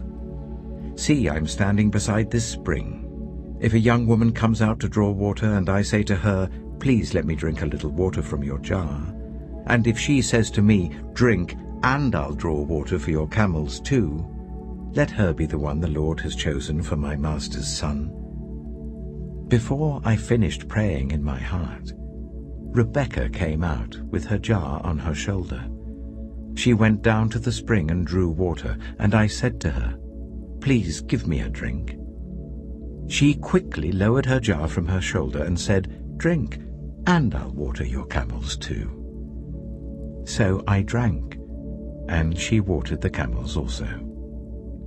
I asked her, "Whose daughter are you?" She said, "The daughter of Bethuel, son of Nahor, whom Milcah bore to him." Then I put the ring in her nose and the bracelets on her arms, and I bowed down and worshipped the Lord. I praised the Lord, the God of my master Abraham, who had led me on the right road to get the granddaughter of my master's brother for his son. Now, if you will show kindness and faithfulness to my master, tell me. And if not, tell me, so I may know which way to turn."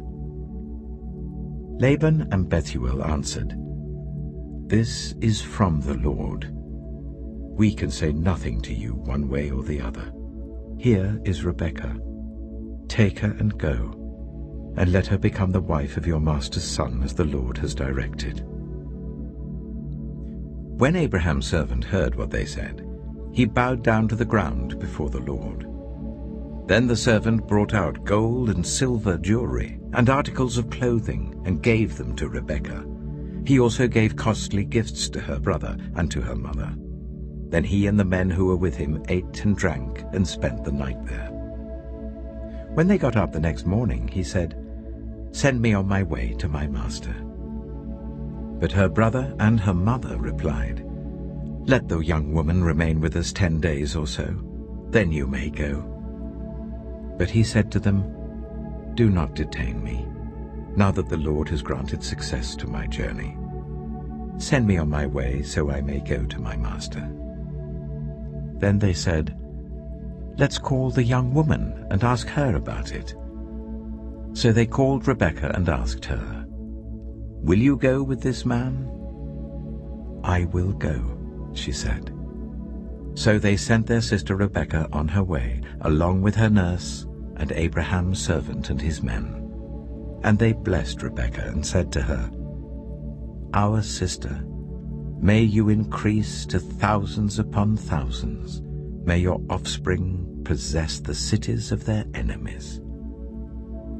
Then Rebekah and her attendants got ready and mounted the camels and went back with the man. So the servant took Rebekah and left. Now Isaac had come from Beer Lahai-roi, for he was living in the Negev. He went out to the field one evening to meditate, and as he looked up, he saw camels approaching. Rebekah also looked up and saw Isaac. She got down from her camel and asked the servant, "Who is that man in the field coming to meet us?" "He is my master," the servant answered. So she took her veil and covered herself.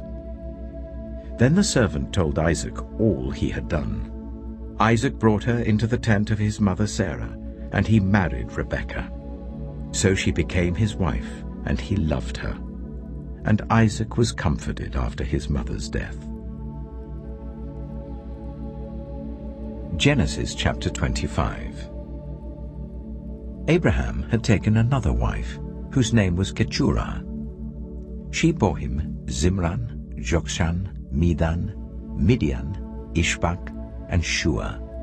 Jokshan was the father of Sheba and Dedan.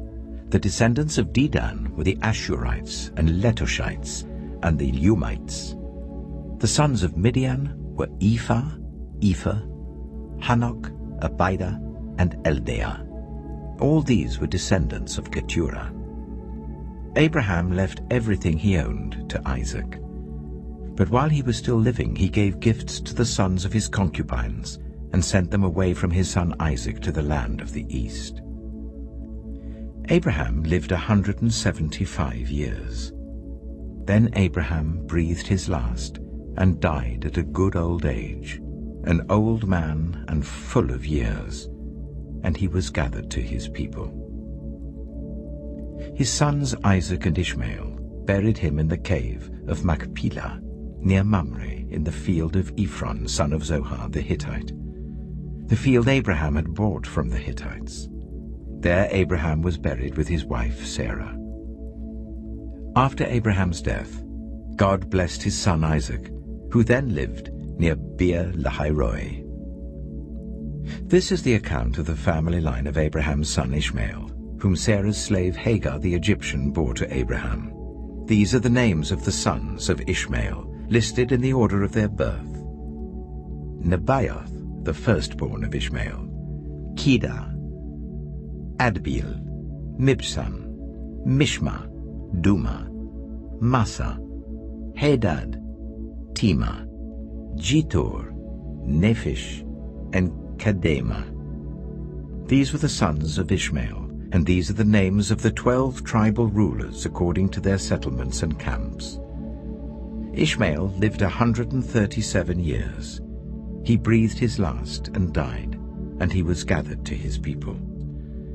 His descendants settled in the area from Havilah to Shur, near the eastern border of Egypt as you go towards Ashur.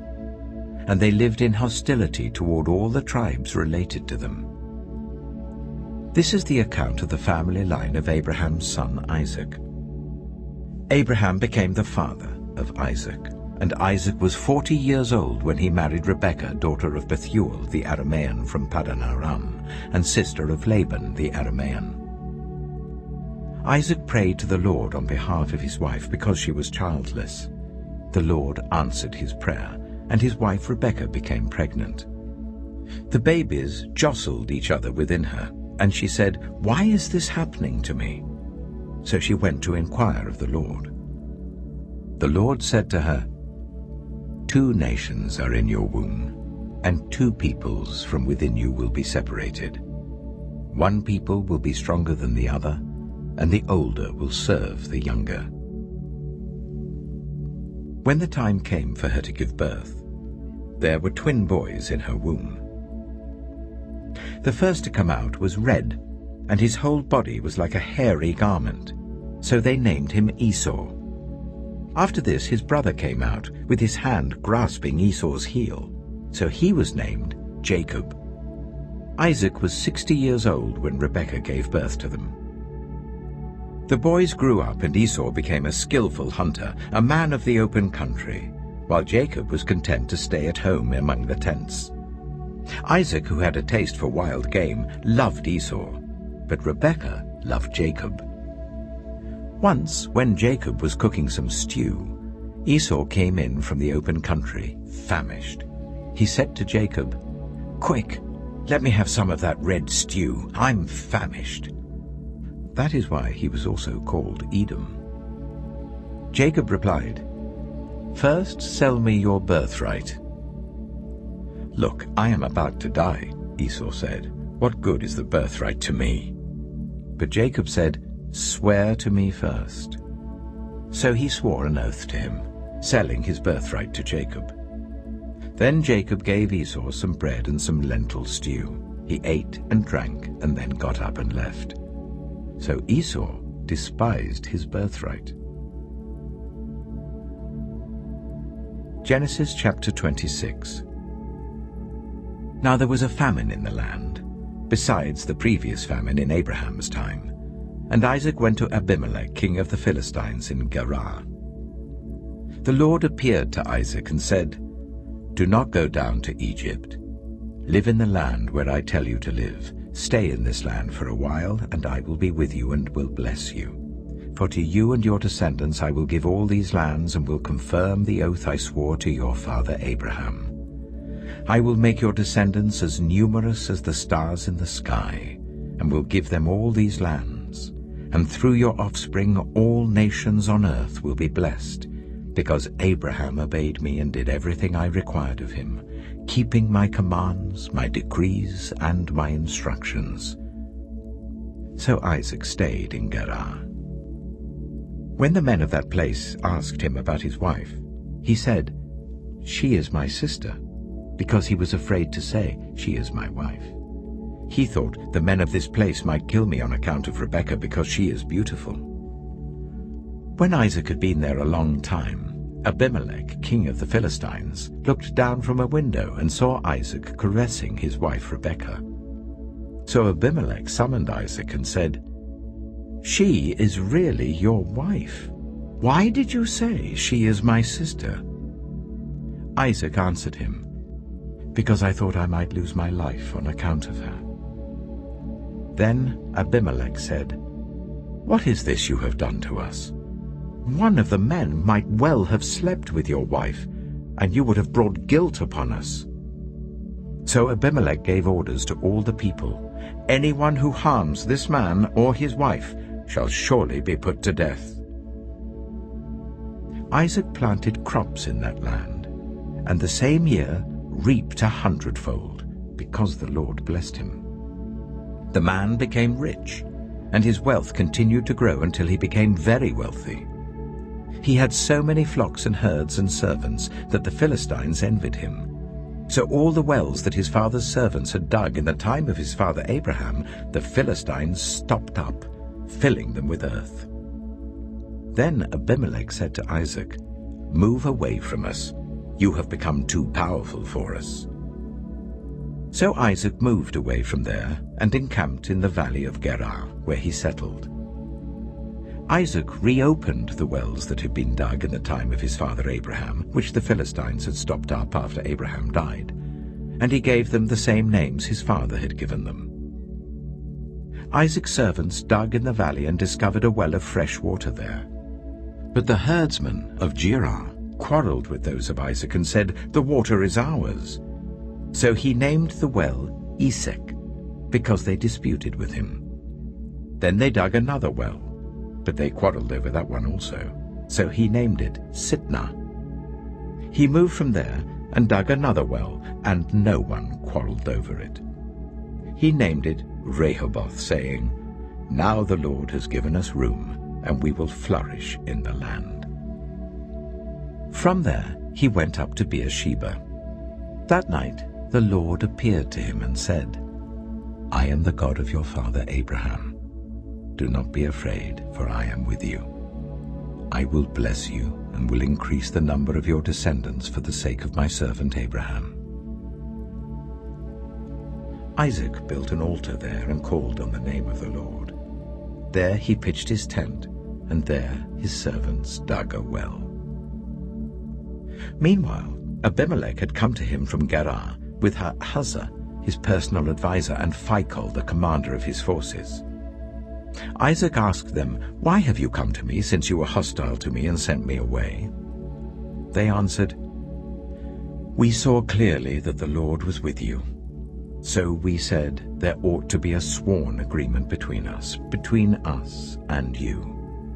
Let us make a treaty with you, that you will do us no harm, just as we did not harm you, but always treated you well and sent you away peacefully. And now you are blessed by the Lord." Isaac then made a feast for them, and they ate and drank. Early the next morning the men swore an oath to each other. Then Isaac sent them on their way, and they went away peacefully. That day Isaac's servants came and told him about the well they had dug. They said, "We've found water."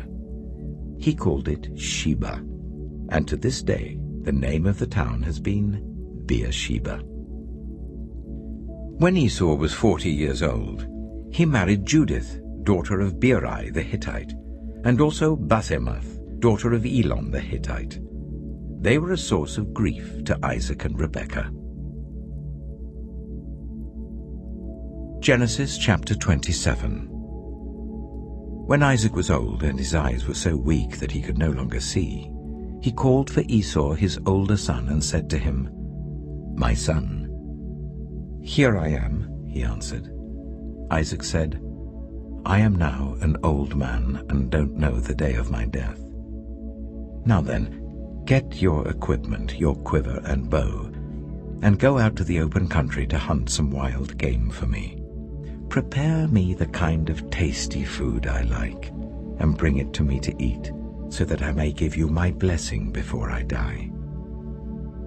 Now Rebekah was listening as Isaac spoke to his son Esau. When Esau left for the open country to hunt game and bring it back, Rebekah said to her son Jacob, "Look, I overheard your father say to your brother Esau, 'Bring me some game and prepare me some tasty food to eat, so that I may give you my blessing in the presence of the Lord before I die.' Now, my son, listen carefully and do what I tell you. Go out to the flock and bring me 2 choice young goats, so I can prepare some tasty food for your father, just the way he likes it. Then take it to your father to eat, so that he may give you his blessing before he dies." Jacob said to Rebekah his mother, "But my brother Esau is a hairy man, while I have smooth skin. What if my father touches me? I would appear to be tricking him, and would bring down a curse on myself rather than a blessing." His mother said to him, "My son, let the curse fall on me. Just do what I say. Go and get them for me." So he went and got them and brought them to his mother, and she prepared some tasty food, just the way his father liked it. Then Rebekah took the best clothes of Esau, her older son, which she had in the house, and put them on her younger son Jacob. She also covered his hands and the smooth part of his neck with the goat skins. Then she handed to her son Jacob the tasty food and the bread she had made. He went to his father and said, "My father?" "Yes, my son," he answered. "Who is it?" Jacob said to his father, "I am Esau, your firstborn. I have done as you told me. Please sit up and eat some of my game, so that you may give me your blessing." Isaac asked his son, "How did you find it so quickly, my son?" "The Lord your God gave me success," he replied. Then Isaac said to Jacob, "Come near so I can touch you, my son, to know whether you really are my son Esau or not." Jacob went close to his father Isaac, who touched him and said, "The voice is the voice of Jacob, but the hands are the hands of Esau." He did not recognize him, for his hands were hairy like those of his brother Esau, so he proceeded to bless him. "Are you really my son Esau?" he asked. "I am," he replied. Then he said, "My son, bring me some of your game to eat, so that I may give you my blessing." Jacob brought it to him, and he ate, and he brought some wine, and he drank. Then his father Isaac said to him, "Come here, my son, and kiss me." So he went to him and kissed him. When Isaac caught the smell of his clothes, he blessed him and said, "Ah, the smell of my son is like the smell of a field that the Lord has blessed. May God give you heaven's dew and earth's richness, an abundance of grain and new wine. May nations serve you and peoples bow down to you. Be Lord over your brothers, and may the sons of your mother bow down to you. May those who curse you be cursed, and those who bless you be blessed." After Isaac finished blessing him, and Jacob had scarcely left his father's presence, his brother Esau came in from hunting. He too prepared some tasty food and brought it to his father. Then he said to him, "My father, please sit up and eat some of my game, so that you may give me your blessing." His father Isaac asked him, "Who are you?" "I am your son," he answered, "your firstborn, Esau." Isaac trembled violently and said, "Who was it, then, that hunted game and brought it to me? I ate it just before you came, and I blessed him, and indeed he will be blessed." When Esau heard his father's words, he burst out with a loud and bitter cry, and said to his father, "Bless me, me too, my father." But he said, "Your brother came deceitfully and took your blessing."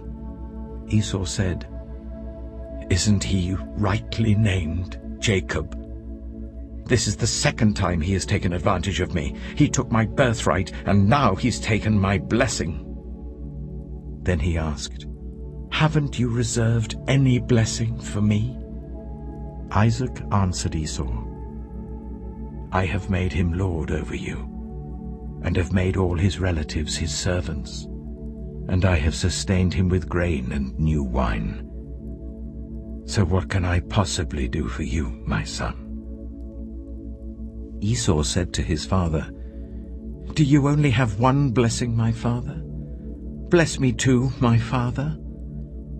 Then Esau wept aloud. His father Isaac answered him, "Your dwelling will be away from the earth's richness, away from the dew of heaven above. You will live by the sword, and you will serve your brother. But when you grow restless, you will throw his yoke from off your neck." Esau held a grudge against Jacob because of the blessing his father had given him. He said to himself, "The days of mourning for my father are near. Then I will kill my brother Jacob."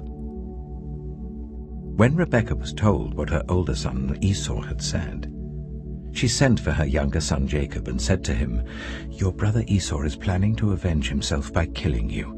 Now then, my son, do what I say. Flee at once to my brother Laban in Haran. Stay with him for a while until your brother's fury subsides. When your brother is no longer angry with you and forgets what you did to him, I'll send word for you to come back from there. Why should I lose both of you in one day?" Then Rebekah said to Isaac, "I'm disgusted with living because of these Hittite women. If Jacob takes a wife from among the women of this land, from Hittite women like these, my life will not be worth living."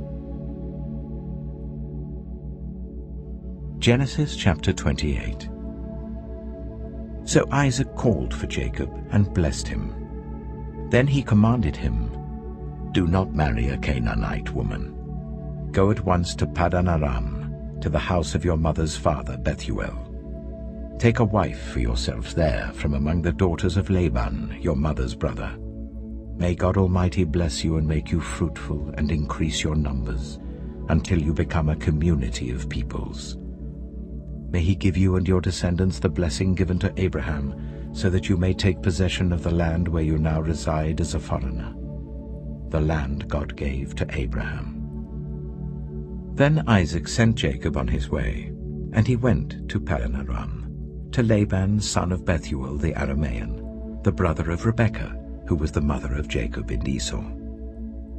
Now Esau learned that Isaac had blessed Jacob and had sent him to Paddan Aram to take a wife from there, and that when he blessed him he commanded him, "Do not marry a Canaanite woman," and that Jacob had obeyed his father and mother and had gone to Paddan Aram. Esau then realized how displeasing the Canaanite women were to his father Isaac. So he went to Ishmael and married Mahalath, the sister of Nebaioth, and daughter of Ishmael, son of Abraham, in addition to the wives he already had. Jacob left Beersheba and set out for Haran. When he reached a certain place, he stopped for the night because the sun had set. Taking one of the stones there, he put it under his head and lay down to sleep. He had a dream. in which he saw a stairway resting on the earth with its top reaching to heaven, and the angels of God were ascending and descending on it. There above it stood the Lord, and he said, I am the Lord, the God of your father Abraham and the God of Isaac. I will give you and your descendants the land on which you are lying. Your descendants will be like the dust of the earth, and you will spread out to the west and to the east, to the north and to the south. All peoples on earth will be blessed through you and your offspring. I am with you and will watch over you wherever you go, and I will bring you back to this land. I will not leave you until I have done what I have promised you. When Jacob awoke from his sleep, he thought, Surely the Lord is in this place, and I was not aware of it. He was afraid and said, How awesome is this place! This is none other than the house of God.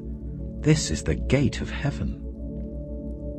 Early the next morning, Jacob took the stone he had placed under his head and set it up as a pillar and poured oil on top of it.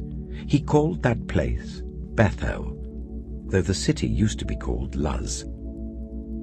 Then Jacob made a vow, saying, If God will be with me and will watch over me on this journey I am taking, and will give me food to eat and clothes to wear, so that I return safely to my father's household, then the Lord will be my God. And this stone that I have set up as a pillar will be God's house, and of all that you give me, I will give you a tenth. Genesis chapter 29. Then Jacob continued on his journey and came to the land of the eastern peoples. There he saw a well in the open country with 3 flocks of sheep lying near it, because the flocks were watered from that well. The stone over the mouth of the well was large. When all the flocks were gathered there, the shepherds would roll the stone away from the well's mouth and water the sheep. Then they would return the stone to its place over the mouth of the well. Jacob asked the shepherds, My brothers, where are you from? We're from Haran, they replied.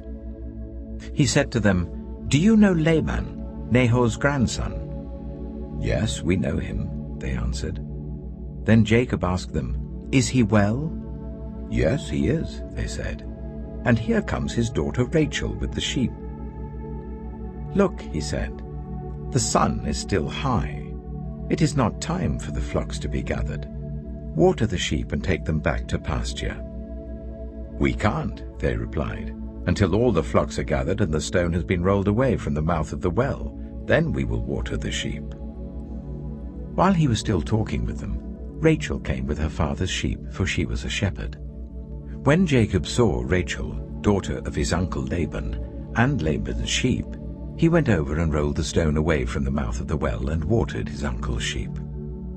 Then Jacob kissed Rachel and began to weep aloud. He had told Rachel that he was a relative of her father and a son of Rebekah. So she ran and told her father. As soon as Laban heard the news about Jacob, his sister's son, he hurried to meet him. He embraced him and kissed him and brought him to his home. And there Jacob told him all these things. Then Laban said to him, You are my own flesh and blood. After Jacob had stayed with him for a whole month, Laban said to him, Just because you're a relative of mine, should you work for me for nothing? Tell me what your wages should be. Now Laban had 2 daughters. The name of the older was Leah, and the name of the younger was Rachel. Leah had weak eyes, but Rachel had a lovely figure and was beautiful. Jacob was in love with Rachel and said, I'll work for you 7 years in return for your younger daughter Rachel. Laban said, It's better that I give her to you than to some other man. Stay here with me. So Jacob served 7 years to get Rachel, but they seemed like only a few days to him because of his love for her. Then Jacob said to Laban, Give me my wife. My time is completed, and I want to make love to her. So Laban brought together all the people of the place and gave a feast. But when evening came, he took his daughter Leah and brought her to Jacob, and Jacob made love to her. And Laban gave his servant Zilpah to his daughter as her attendant. When morning came, there was Leah. So Jacob said to Laban, "What is this you have done to me? I served you for Rachel, didn't I? Why have you deceived me?" Laban replied, "It is not our custom here to give the younger daughter in marriage before the older one. Finish this daughter's bridal week. Then we will give you the younger one also in return for another 7 years of work." And Jacob did so. He finished the week with Leah, and then Laban gave him his daughter Rachel to be his wife. Laban gave his servant Bilhah to his daughter Rachel as her attendant. Jacob made love to Rachel also, and his love for Rachel was greater than his love for Leah, and he worked for Laban another 7 years. When the Lord saw that Leah was not loved, he enabled her to conceive, but Rachel remained childless. Leah became pregnant and gave birth to a son. She named him Reuben, for she said, "It is because the Lord has seen my misery. Surely my husband will love me now." She conceived again, and when she gave birth to a son, she said, "Because the Lord heard that I am not loved, he gave me this one too." So she named him Simeon. Again she conceived, and when she gave birth to a son, she said, "Now at last my husband will become attached to me, because I have borne him 3 sons." So he was named Levi. She conceived again, and when she gave birth to a son, she said, "This time I will praise the Lord." So she named him Judah. Then she stopped having children. Genesis chapter 30. When Rachel saw that she was not bearing Jacob any children, she became jealous of her sister. So she said to Jacob, "Give me children or I'll die." Jacob became angry with her and said, "Am I in the place of God, who has kept you from having children?" Then she said, "Here is Bilhah, my servant. Sleep with her, so that she can bear children for me, and I too can build a family through her." So she gave him her servant Bilhah as a wife. Jacob slept with her, and she became pregnant and bore him a son. Then Rachel said, "God has vindicated me. He has listened to my plea and given me a son." Because of this, she named him Dan. Rachel's servant Bilhah conceived again and bore Jacob a second son. Then Rachel said, "I have had a great struggle with my sister, and I have won." So she named him Naphtali. When Leah saw that she had stopped having children, she took her servant Zilpah and gave her to Jacob as a wife. Leah's servant Zilpah bore Jacob a son. Then Leah said, "What good fortune!" So she named him Gad. Leah's servant Zilpah bore Jacob a second son. Then Leah said, "How happy I am! The women will call me happy." So she named him Asher. During wheat harvest, Reuben went out into the fields and found some mandrake plants, which he brought to his mother Leah. Rachel said to Leah, "Please give me some of your son's mandrakes." But she said to her, "Wasn't it enough that you took away my husband? Will you take my son's mandrakes too?" "Very well," Rachel said. "He can sleep with you tonight in return for your son's mandrakes." So when Jacob came in from the fields that evening, Leah went out to meet him. "You must sleep with me," she said. "I have hired you with my son's mandrakes." So he slept with her that night. God listened to Leah, and she became pregnant and bore Jacob a 5th son. Then Leah said, "God has rewarded me for giving my servant to my husband." So she named him Issachar. Leah conceived again and bore Jacob a 6th son. Then Leah said, "God has presented me with a precious gift. This time my husband will treat me with honor because I have borne him 6 sons." So she named him Zebulun. Sometime later she gave birth to a daughter and named her Dinah. Then God remembered Rachel. He listened to her and enabled her to conceive. She became pregnant and gave birth to a son, and said, "God has taken away my disgrace." She named him Joseph, and said, "May the Lord add to me another son." After Rachel gave birth to Joseph, Jacob said to Laban, "Send me on my way so I can go back to my own homeland. Give me my wives and children for whom I have served you, and I will be on my way. You know how much work I've done for you."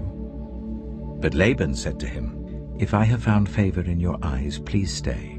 I have learned by divination that the Lord has blessed me because of you." He added, "Name your wages, and I will pay them." Jacob said to him, "You know how I have worked for you, and how your livestock has fared under my care. The little you had before I came has increased greatly, and the Lord has blessed you wherever I have been. But now, when may I do something for my own household?" "What shall I give you?" he asked. "Don't give me anything," Jacob replied. "But if you will do this one thing for me, I will go on tending your flocks and watching over them. Let me go through all your flocks today and remove from them every speckled or spotted sheep, every dark-colored lamb, and every spotted or speckled goat. They will be my wages. And my honesty will testify for me in the future, whenever you check on the wages you have paid me. Any goat in my possession that is not speckled or spotted, or any lamb that is not dark-colored, will be considered stolen." "Agreed," said Laban. "Let it be as you have said." That same day he removed all the male goats that were streaked or spotted, and all the speckled or spotted female goats, all that had white on them, and all the dark-colored lambs, and he placed them in the care of his sons. Then he put a 3-day journey between himself and Jacob, while Jacob continued to tend the rest of Laban's flocks. Jacob, however, took fresh-cut branches from poplar, almond, and plane trees, and made white stripes on them by peeling the bark and exposing the white inner wood of the branches. Then he placed the peeled branches in all the watering troughs, so that they would be directly in front of the flocks when they came to drink.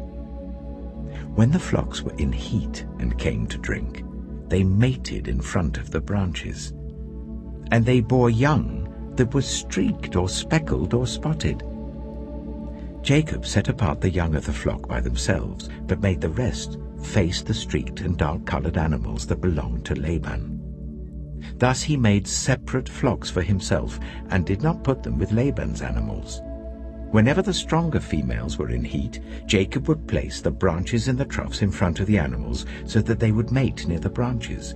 But if the animals were weak, he would not place them there. So the weak animals went to Laban, and the strong ones went to Jacob. In this way the man grew exceedingly prosperous, and came to own large flocks and female and male servants, and camels and donkeys. Genesis chapter 31. Jacob heard that Laban's sons were saying, "Jacob has taken everything our father owned, and has gained all this wealth from what belonged to our father." And Jacob noticed that Laban's attitude toward him was not what it had been. Then the Lord said to Jacob, "Go back to the land of your fathers and to your relatives, and I will be with you." So Jacob sent word to Rachel and Leah to come out to the fields where his flocks were. He said to them, "I see that your father's attitude towards me is not what it was before, but the God of my father has been with me. You know that I've worked for your father with all my strength. Yet your father has cheated me by changing my wages 10 times. However, God has not allowed him to harm me. If he said, the speckled ones will be your wages." Then all the flocks gave birth to speckled young. And if he said, "The streaked ones will be your wages," then all the flocks bore streaked young. So God has taken away your father's livestock and has given them to me.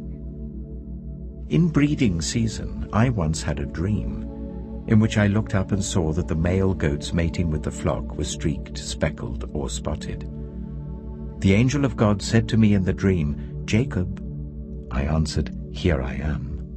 And he said, "Look up and see that all the male goats mating with the flock are streaked, speckled, or spotted, for I have seen all that Laban has been doing to you.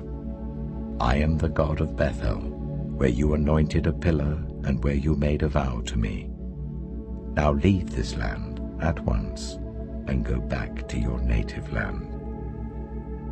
Then Rachel and Leah replied, "Do we still have any share in the inheritance of our father's estate? Does he not regard us as foreigners? Not only has he sold us, but he has used up what was paid for us. Surely all the wealth that God took away from our father belongs to us and our children. So do whatever God has told you." Then Jacob put his children and his wives on camels, and he drove all his livestock ahead of him along with all the goods he had accumulated in Paddan Aram to go to his father Isaac in the land of Canaan. When Laban had gone to shear his sheep, Rachel stole her father's household gods. Moreover, Jacob deceived Laban the Aramean by not telling him he was running away. So he fled with all he had, crossed the Euphrates River, and headed for the hill country of Gilead. On the third day, Laban was told that Jacob had fled. Taking his relatives with him, he pursued Jacob for 7 days and caught up with him in the hill country of Gilead. Then God came to Laban the Aramean in a dream at night and said to him, "Be careful not to say anything to Jacob, either good or bad." Jacob had pitched his tent in the hill country of Gilead when Laban overtook him, and Laban and his relatives camped there too. Then Laban said to Jacob, "What have you done? You've deceived me, and you've carried off my daughters like captives in war. Why did you run off secretly and deceive me? Why didn't you tell me, so I could send you away with joy and singing to the music of tambourines and harps? You didn't even let me kiss my grandchildren and my daughters goodbye. You've done a foolish thing. I have the power to harm you. But last night the God of your father said to me, 'Be careful not to say anything to Jacob, either good or bad.' Now you have gone off because you long to return to your father's household. But why did you steal my gods?" Jacob answered Laban, "I was afraid, because I thought you would take your daughters away from me by force. But if you find anyone who has your gods, that person shall not live. In the presence of our relatives, see for yourself whether there is anything of yours here with me, and if so, take it." Now Jacob did not know that Rachel had stolen the gods. So Laban went into Jacob's tent, and into Leah's tent, and into the tent of the 2 female servants, but he found nothing. After he came out of Leah's tent, he entered Rachel's tent. Now Rachel had taken the household gods and put them inside her camel's saddle and was sitting on them.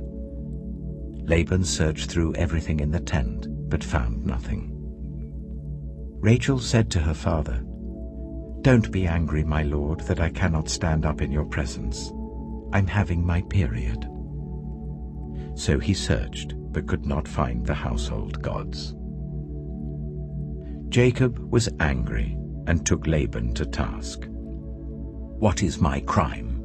he asked Laban. "How have I wronged you that you hunt me down? Now that you have searched through all my goods, what have you found that belongs to your household? Put it here in front of your relatives and mine, and let them judge between the 2 of us. I have been with you for 20 years now. Your sheep and goats have not miscarried, nor have I eaten rams from your flocks. I did not bring you animals torn by wild beasts. I bore the loss myself. and you demanded payment from me for whatever was stolen by day or night. This was my situation. The heat consumed me in the daytime and the cold at night, and sleep fled from my eyes. It was like this for the 20 years I was in your household. I worked for you 14 years for your 2 daughters and 6 years for your flocks, and you changed my wages 10 times. If the God of my father, the God of Abraham, and the fear of Isaac had not been with me, you would surely have sent me away empty-handed. But God has seen my hardship and the toil of my hands, and last night he rebuked you." Laban answered Jacob, "The women are my daughters, the children are my children, and the flocks are my flocks. All you see is mine. Yet what can I do today about these daughters of mine, or about the children they have borne? Come now, let's make a covenant, you and I, and let it serve as a witness between us." So Jacob took a stone and set it up as a pillar. He said to his relatives, "Gather some stones." So they took stones and piled them in a heap, and they ate there by the heap. Laban called it Jigar-Sehadutha, and Jacob called it Gilead. Laban said, "This heap is a witness between you and me today." That is why it was called Gilead. It was also called Mizpah, because he said, "May the Lord keep watch between you and me when we are away from each other. If you ill-treat my daughters, or if you take any wives besides my daughters, even though no one is with us, remember that God is a witness between you and me." Laban also said to Jacob, "Here is this heap, and here is the pillar I have set up between you and me. This heap is a witness, and this pillar is a witness, that I will not go past this heap to your side to harm you, and that you will not go past this heap and pillar to my side to harm me. May the God of Abraham and the God of Nahor, the God of their father, judge between us." So Jacob took an oath in the name of the fear of his father Isaac. He offered a sacrifice there in the hill country and invited his relatives to a meal. After they had eaten, they spent the night there. Early the next morning, Laban kissed his grandchildren and his daughters and blessed them. Then he left and returned home. Genesis chapter 32. Jacob also went on his way, and the angels of God met him. When Jacob saw them, he said, "This is the camp of God." So he named that place Mahanaim. Jacob sent messengers ahead of him to his brother Esau in the land of Seir, the country of Edom. He instructed them, "This is what you are to say to my lord Esau. Your servant Jacob says, I have been staying with Laban and have remained there till now. I have cattle and donkeys, sheep and goats, male and female servants. Now I am sending this message to my lord, that I may find favor in your eyes." When the messengers returned to Jacob, they said, "We went to your brother Esau, and now he is coming to meet you, and 400 men are with him."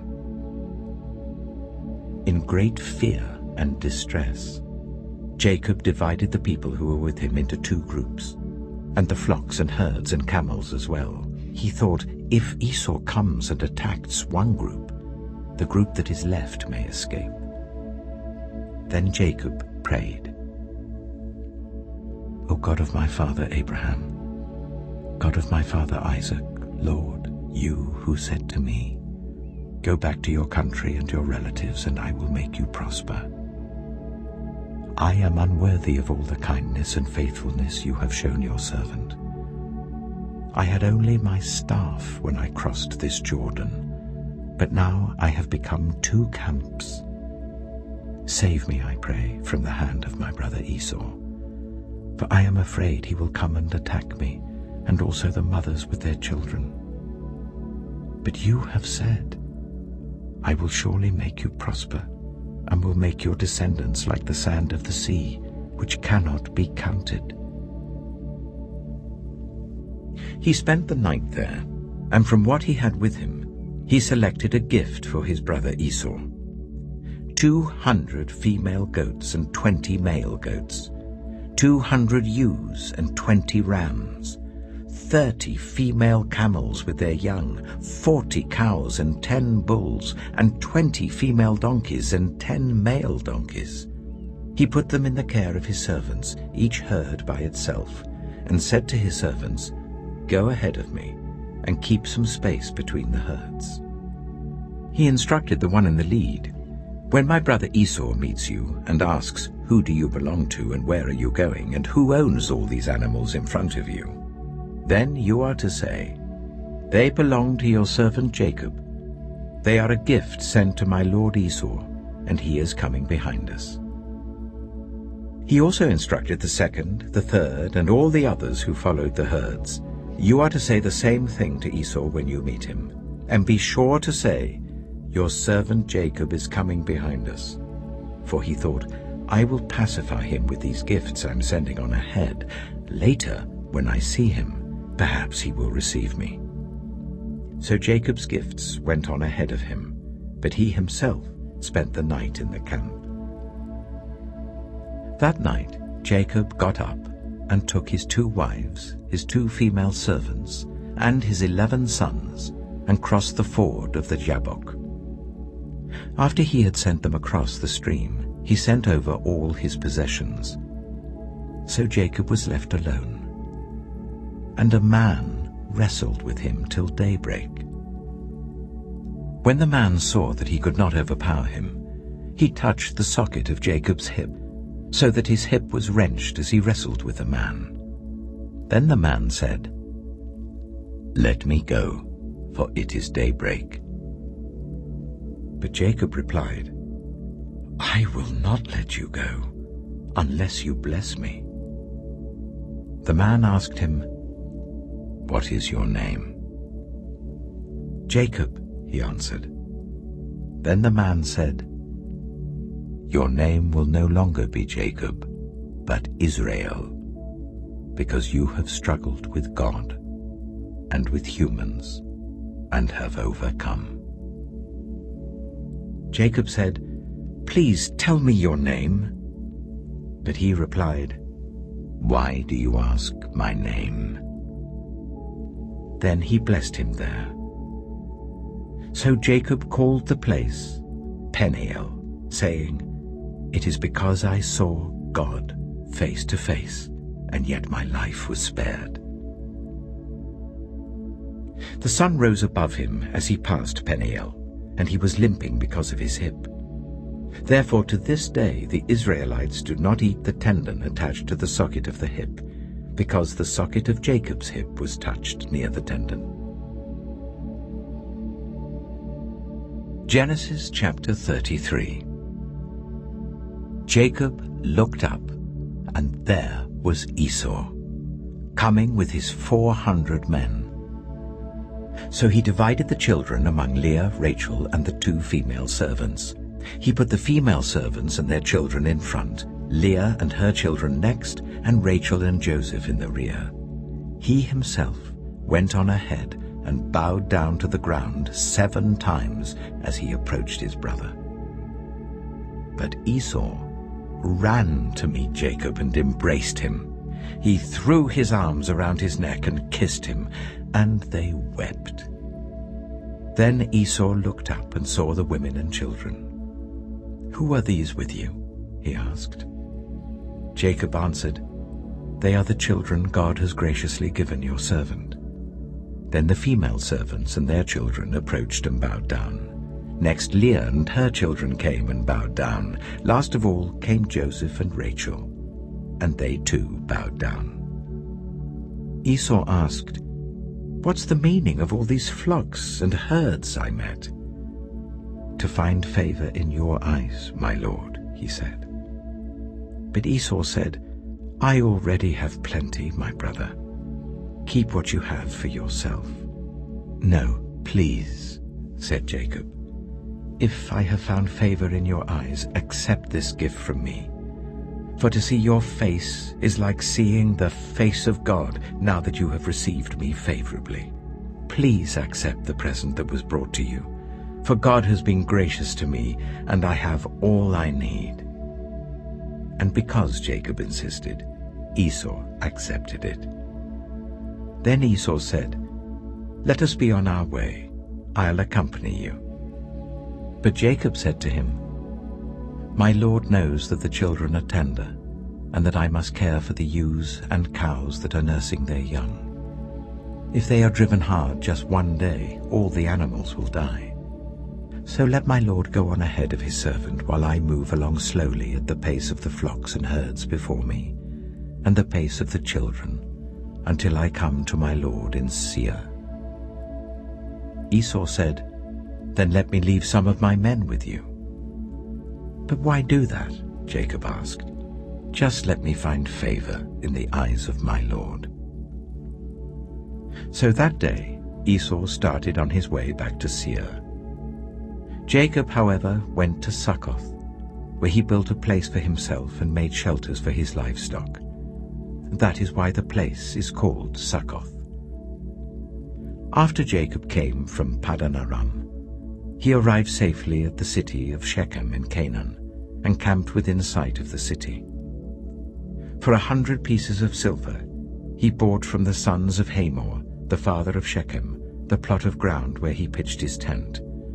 There he set up an altar and called it El Elohe Israel. Genesis chapter 34. Now Dinah, the daughter Leah had borne to Jacob, went out to visit the women of the land. When Shechem, son of Hamor the Hivite, the ruler of that area, saw her, he took her and raped her. His heart was drawn to Dinah, daughter of Jacob. He loved the young woman and spoke tenderly to her. And Shechem said to his father Hamor, "Get me this girl as my wife."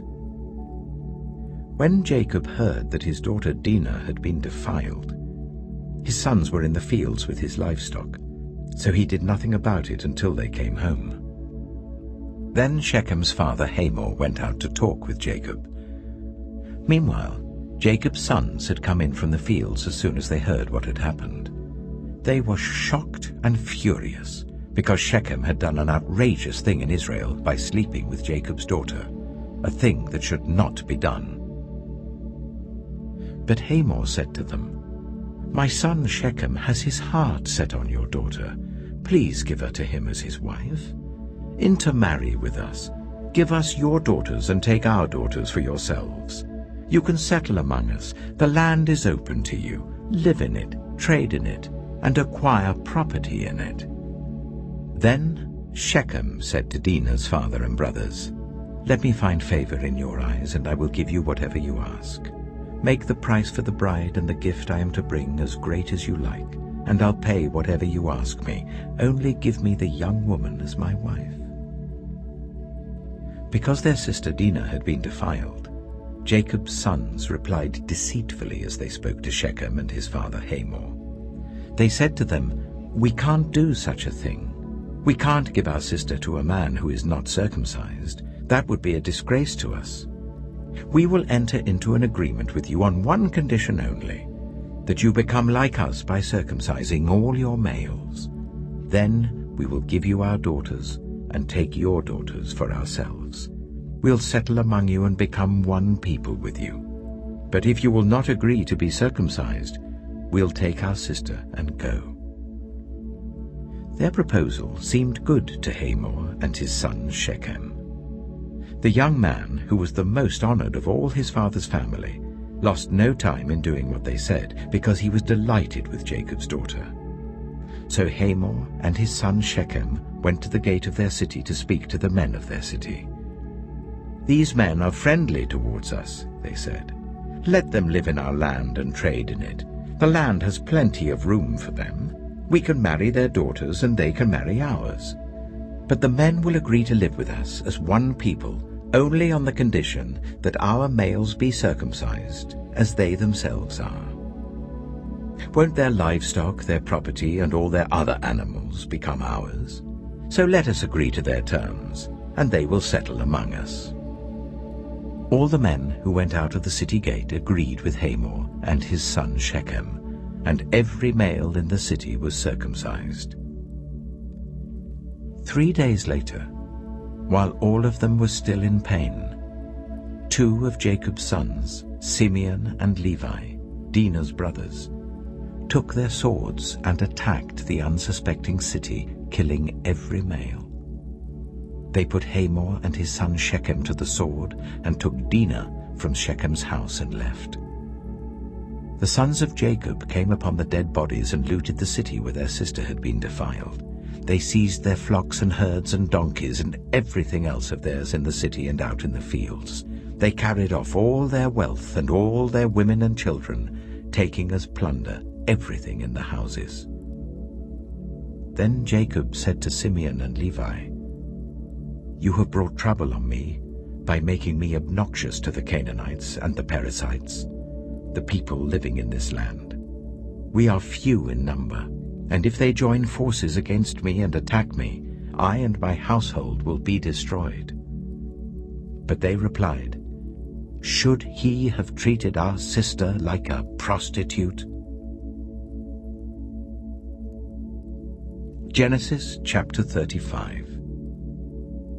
Then God said to Jacob, "Go up to Bethel and settle there, and build an altar there to God, who appeared to you when you were fleeing from your brother Esau."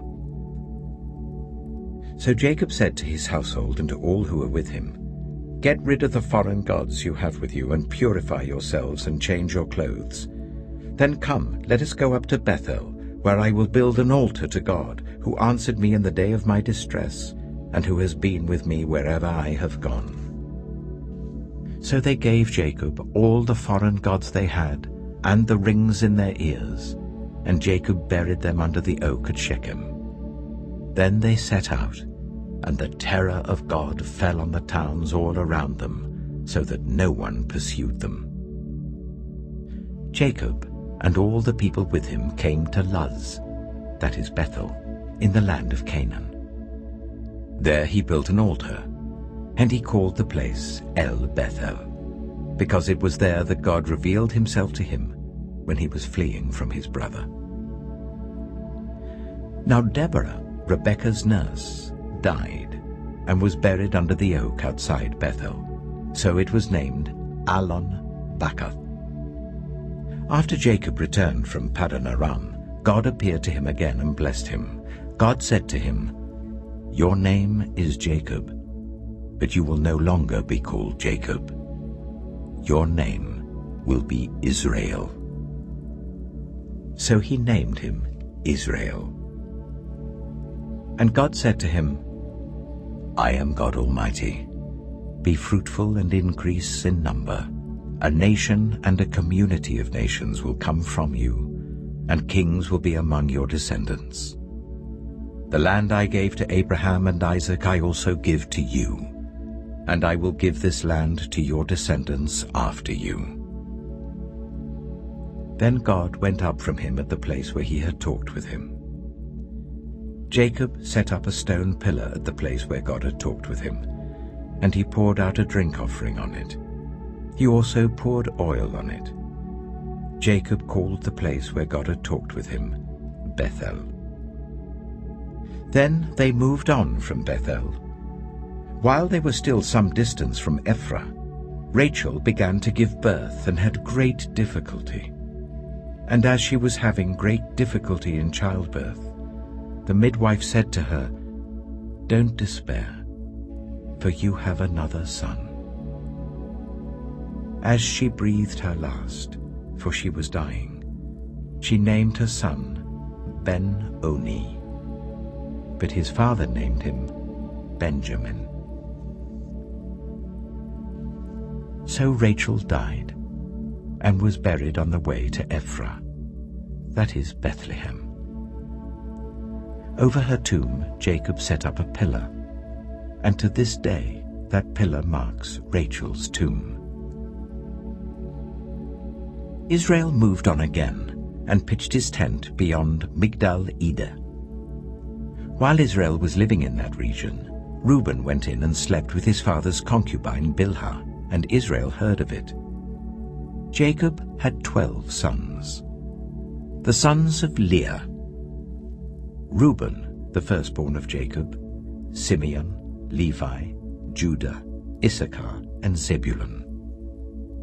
The sons of Rachel: Joseph and Benjamin. The sons of Rachel's servant Bilhah: Dan and Naphtali. The sons of Leah's servant Zilpah: Gad and Asher. These were the sons of Jacob who were born to him in Paddan Aram. Jacob came home to his father Isaac in Mamre, near Kiriath Arba, that is Hebron, where Abraham and Isaac had stayed. Isaac lived 180 years. Then he breathed his last and died, and was gathered to his people, old and full of years. And his sons Esau and Jacob buried him. Genesis chapter 36. This is the account of the family line of Esau, that is, Edom. Esau took his wives from the women of Canaan: Adah, daughter of Elon the Hittite, and Aholibamah, daughter of Anah and granddaughter of Zibeon the Hittite, and Basemath, daughter of Ishmael and sister of Nebaioth. Adah bore Eliphaz to Esau, Basemath bore Ruel, and Aholibamah bore Jeush, Jalam, and Korah. These were the sons of Esau who were born to him in Canaan. Esau took his wives and sons and daughters and all the members of his household, as well as his livestock and all his other animals and all the goods he had acquired in Canaan, and moved to a land some distance from his brother Jacob.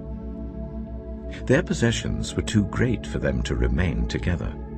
The land where they were staying could not support them both because of their livestock. So Esau, that is Edom, settled in the hill country of Seir. This is the account of the family line of Esau, the father of the Edomites, in the hill country of Seir.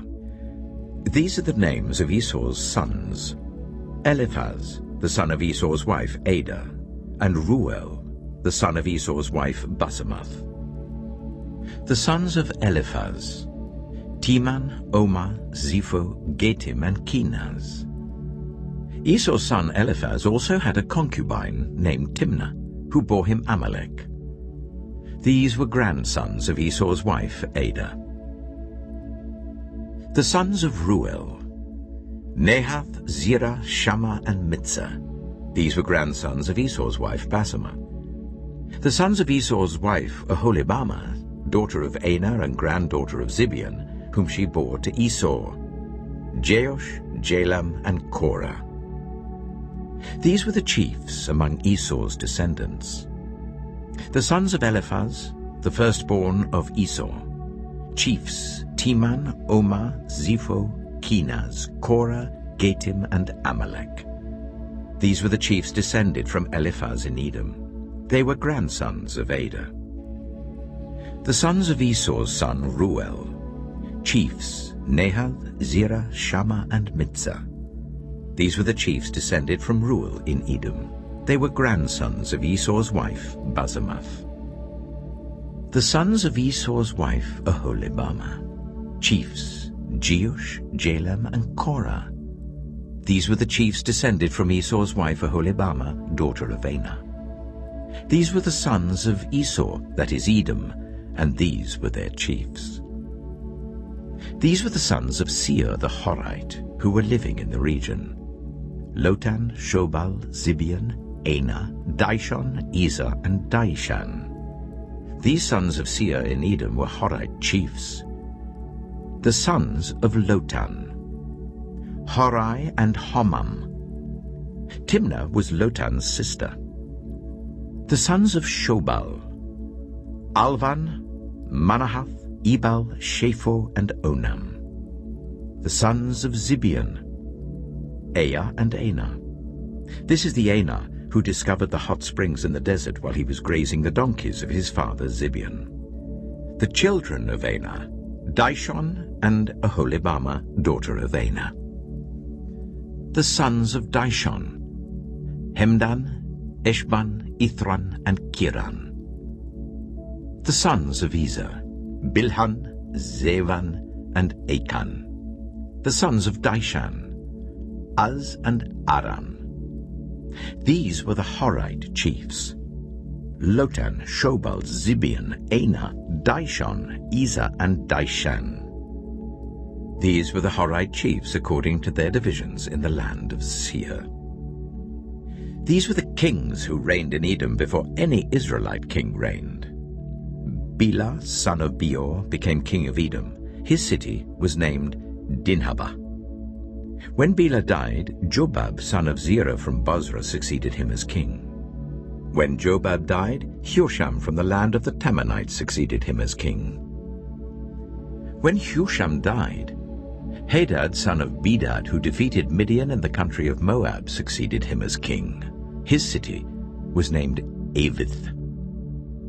When Hadad died, Samlah from Masrekah succeeded him as king.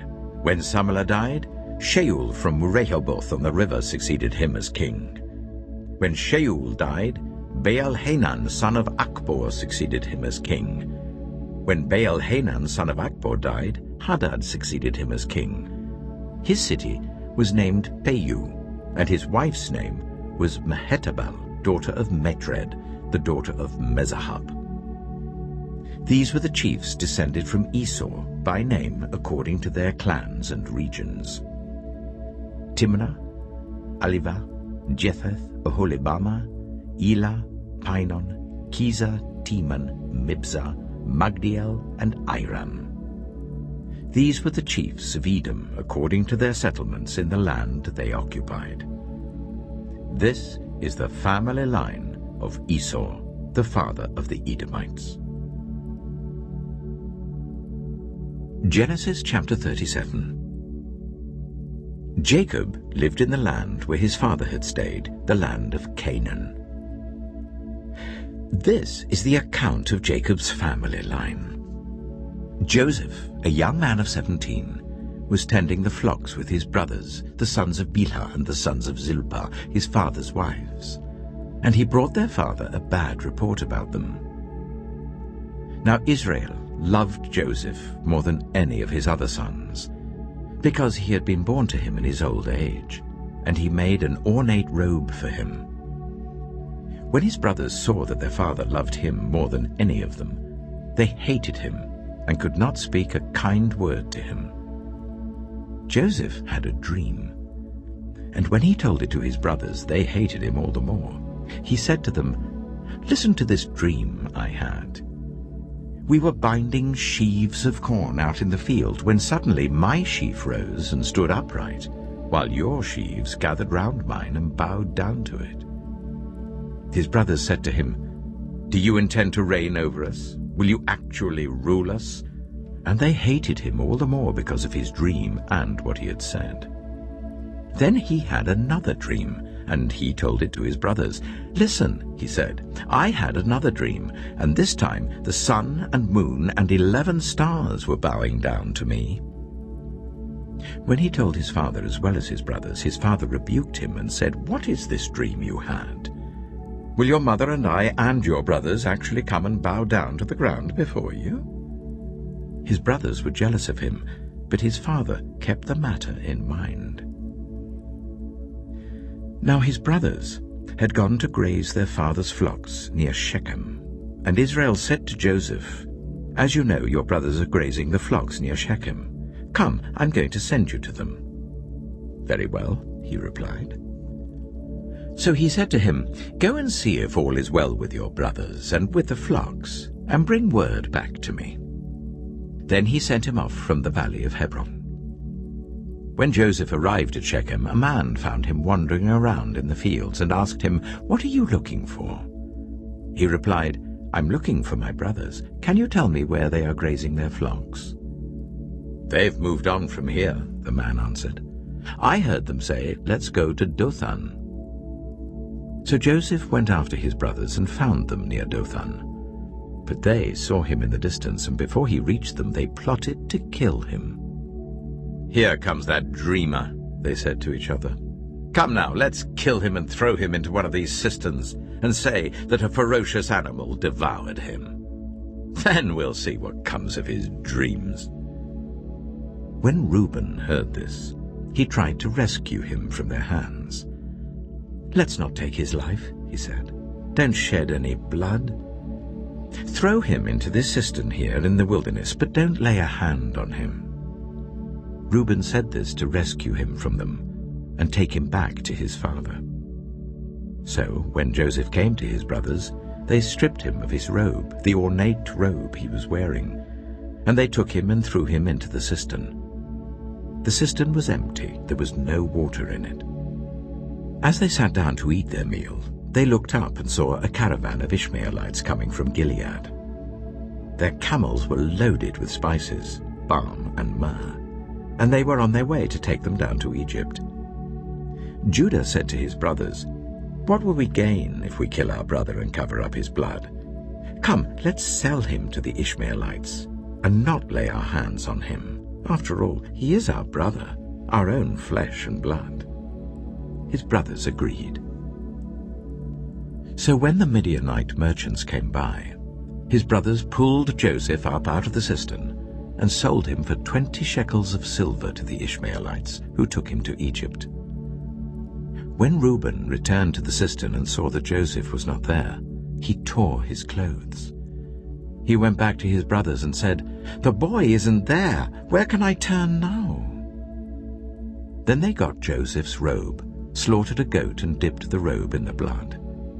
They took the ornate robe back to their father and said, "We found this. Examine it to see whether it is your son's robe." He recognized it and said, "It is my son's robe. Some ferocious animal has devoured him. Joseph has surely been torn to pieces." Then Jacob tore his clothes, put on sackcloth, and mourned for his son many days.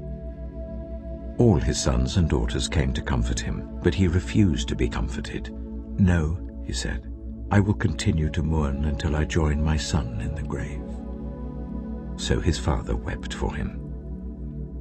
Meanwhile, the Midianites sold Joseph in Egypt to Potiphar, one of Pharaoh's officials, the captain of the guard. Genesis chapter 38. At that time, Judah left his brothers and went down to stay with a man of Adullam named Hira. There Judah met the daughter of a Canaanite man named Shua. He married her and made love to her. She became pregnant and gave birth to a son, who was named She conceived again and gave birth to a son and named him Onan. She gave birth to still another son and named him Shelah. It was at Kisib that she gave birth to him. Judah got a wife for his firstborn, and her name was Tamar. But Judah's firstborn, was wicked in the Lord's sight, so the Lord put him to death. Then Judah said to Onan, "Sleep with your brother's wife and fulfill your duty to her as a brother-in-law to raise up offspring for your brother." But Onan knew that the child would not be his. So whenever he slept with his brother's wife, he spilled his semen on the ground to avoid providing offspring for his brother. What he did was wicked in the Lord's sight, so the Lord put him to death also. Judah then said to his daughter-in-law Tamar, "Live as a widow in your father's household until my son Shelah grows up." For he thought, he may die too, just like his brothers. So Tamar went to live in her father's household. After a long time, Judah's wife, the daughter of Shua, died. When Judah had recovered from his grief, he went up to Timnah to the men who were shearing his sheep, and his friend Hira the Adullamite went with him. When Tamar was told, "Your father-in-law is on his way to Timnah to shear his sheep," she took off her widow's clothes, covered herself with a veil to disguise herself, and then sat down at the entrance to Enaim, which is on the road to Timnah, for she saw that though Shelah had now grown up, she had not been given to him as his wife. When Judah saw her, he thought she was a prostitute, for she had covered her face. Not realizing that she was his daughter-in-law, he went over to her by the roadside and said, "Come now, let me sleep with you." "And what will you give me to sleep with you?" she asked. "I'll send you a young goat from my flock," he said. "Will you give me something as a pledge until you send it?" she asked. He said, "What pledge should I give you?" "Your seal and its cord and the staff in your hand," she answered. So he gave them to her and slept with her, and she became pregnant by him.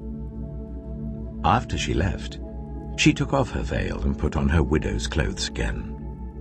Meanwhile, Judah sent the young goat by his friend the Adullamite in order to get his pledge back from the woman, but he did not find her. He asked the men who lived there, "Where is the shrine prostitute who was beside the road at Enaim?" "There hasn't been any shrine prostitute here," they said. So he went back to Judah and said, "I didn't find her. Besides, the men who lived there said, 'There hasn't been any shrine prostitute here.'" Then Judah said, "Let her keep what she has, or we will become a laughingstock. After all, I did send her this young goat, but you didn't find her." About 3 months later, Judah was told, "Your daughter-in-law Tamar is guilty of prostitution, and as a result she is now pregnant." Judah said, "Bring her out, and let her be burned to death." As she was being brought out, she sent a message to her father-in-law. "I am pregnant by the man who owns these," she said. And she added, "See if you recognize whose seal and cord and staff these are." Judah recognized them and said, "She is more righteous than I, since I wouldn't give her to my son Shelah." And he did not sleep with her again. When the time came for her to give birth, there were twin boys in her womb. As she was giving birth, one of them put out his hand. So the midwife took a scarlet thread and tied it on his wrist and said, "This one came out first." But when he drew back his hand, his brother came out, and she said, "So this is how you've broken out." And he was named Perez. Then his brother, who had the scarlet thread on his wrist, came out, and he was named Zerah. Genesis chapter 39. Now Joseph had been taken down to Egypt. Potiphar, an Egyptian who was one of Pharaoh's officials, the captain of the guard, bought him from the Ishmaelites who had taken him there. The Lord was with Joseph so that he prospered, and he lived in the house of his Egyptian master. When his master saw that the Lord was with him, and that the Lord gave him success in everything he did, Joseph found favor in his eyes and became his attendant. Potiphar put him in charge of his household, and he entrusted to his care everything he owned. From the time he put him in charge of his household and of all that he owned, the Lord blessed the household of the Egyptian because of Joseph. The blessing of the Lord was on everything Potiphar had, both in the house and in the field. So Potiphar left everything he had in Joseph's care. With Joseph in charge, he did not concern himself with anything except the food he ate. Now Joseph was well built and handsome. And after a while, his master's wife took notice of Joseph and said, "Come to bed with me." But he refused. "With me in charge," he told her, "my master does not concern himself with anything in the house. Everything he owns he has entrusted to my care. No one is greater in this house than I am. My master has withheld nothing from me except you, because you are his wife. How then could I do such a wicked thing and sin against God?" And though she spoke to Joseph day after day, he refused to go to bed with her or even be with her. One day, he went into the house to attend to his duties, and none of the household servants was inside. She caught him by his cloak and said, "Come to bed with me." But he left his cloak in her hand and ran out of the house. When she saw that he had left his cloak in her hand and had run out of the house, she called her household servants. "Look," she said to them, "this Hebrew has been brought to us to make sport of us. He came in here to sleep with me, but I screamed. When he heard me scream for help, he left his cloak beside me and ran out of the house."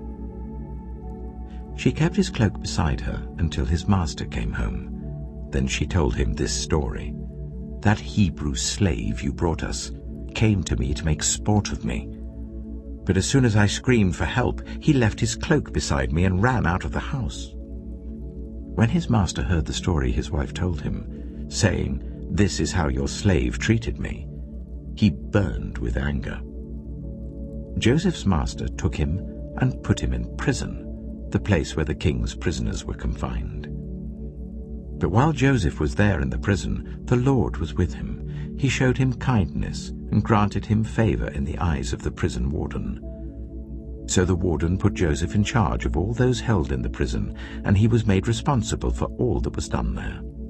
The warden paid no attention to anything under Joseph's care, because the Lord was with Joseph and gave him success in whatever he did. Genesis chapter 40.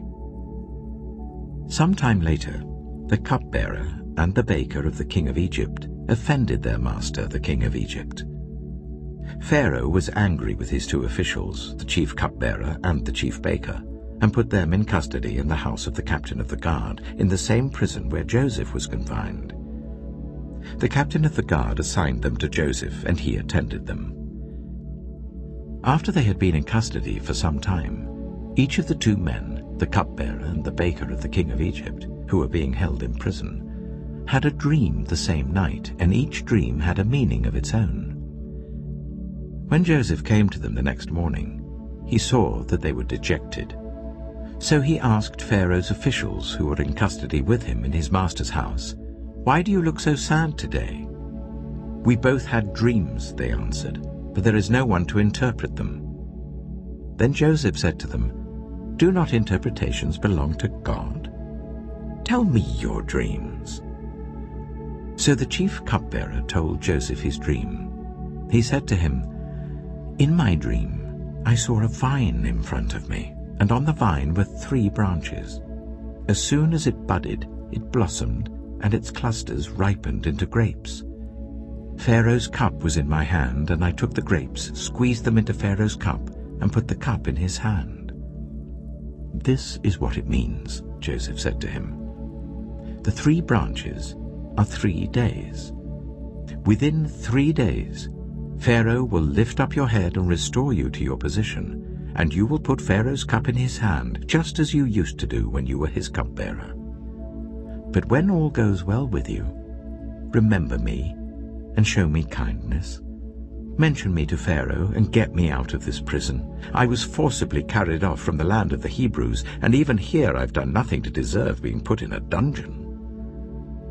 When the chief baker saw that Joseph had given a favorable interpretation, he said to Joseph, "I too had a dream.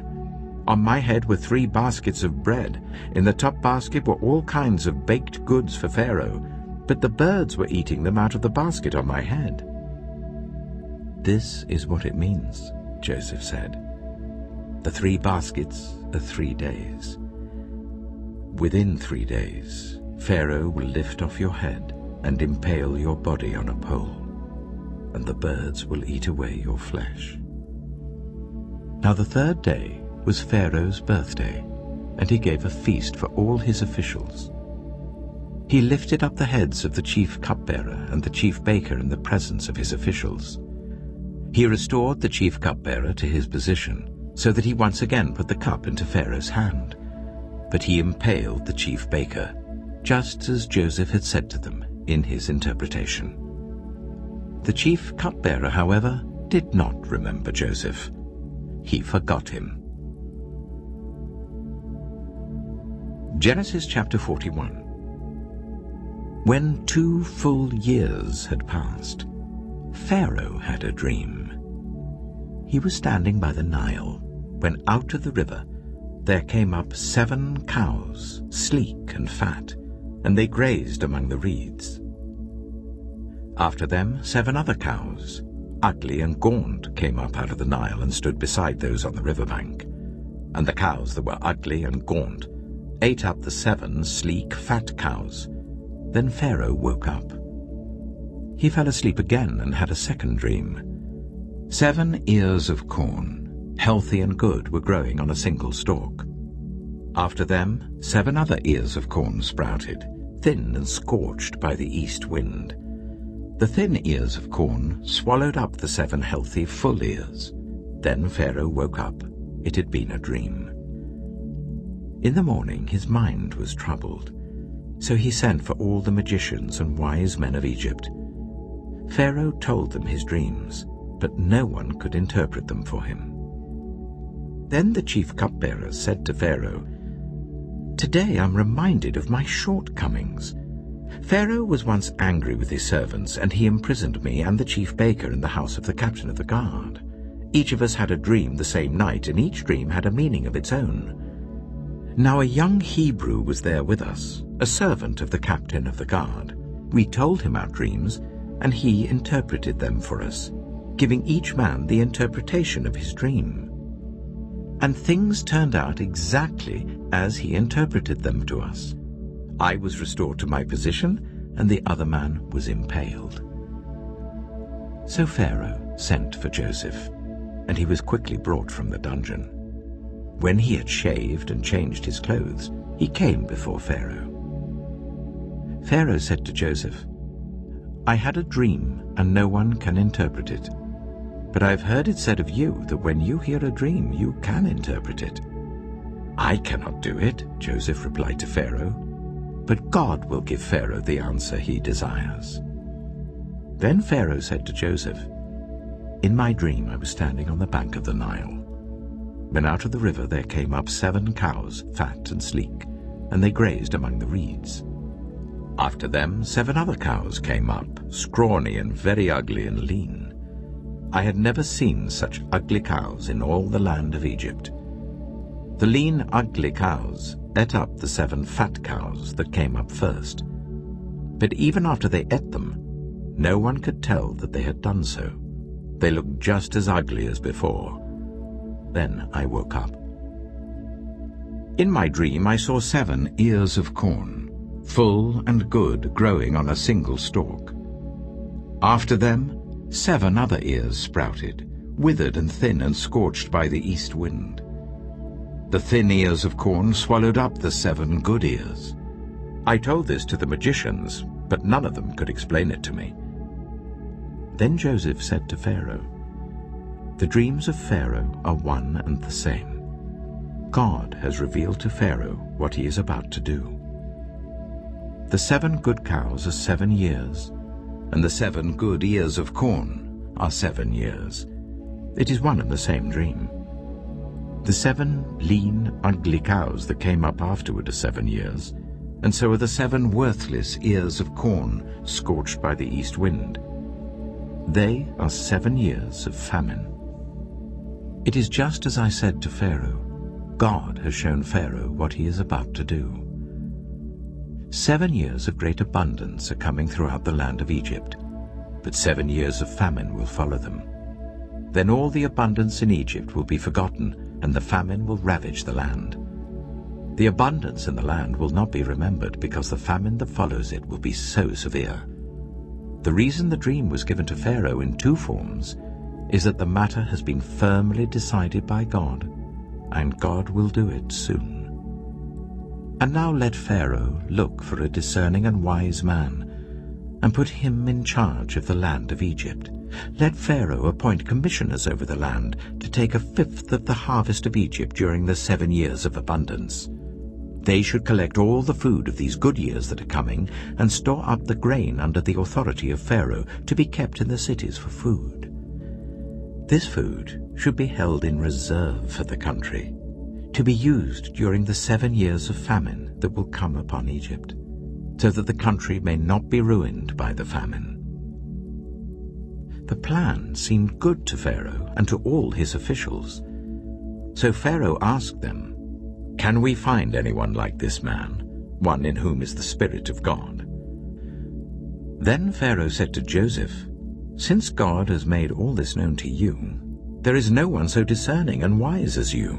You shall be put in charge of my palace, and all my people are to submit to your orders. Only with respect to the throne will I be greater than you." So Pharaoh said to Joseph, "I hereby put you in charge of the whole land of Egypt."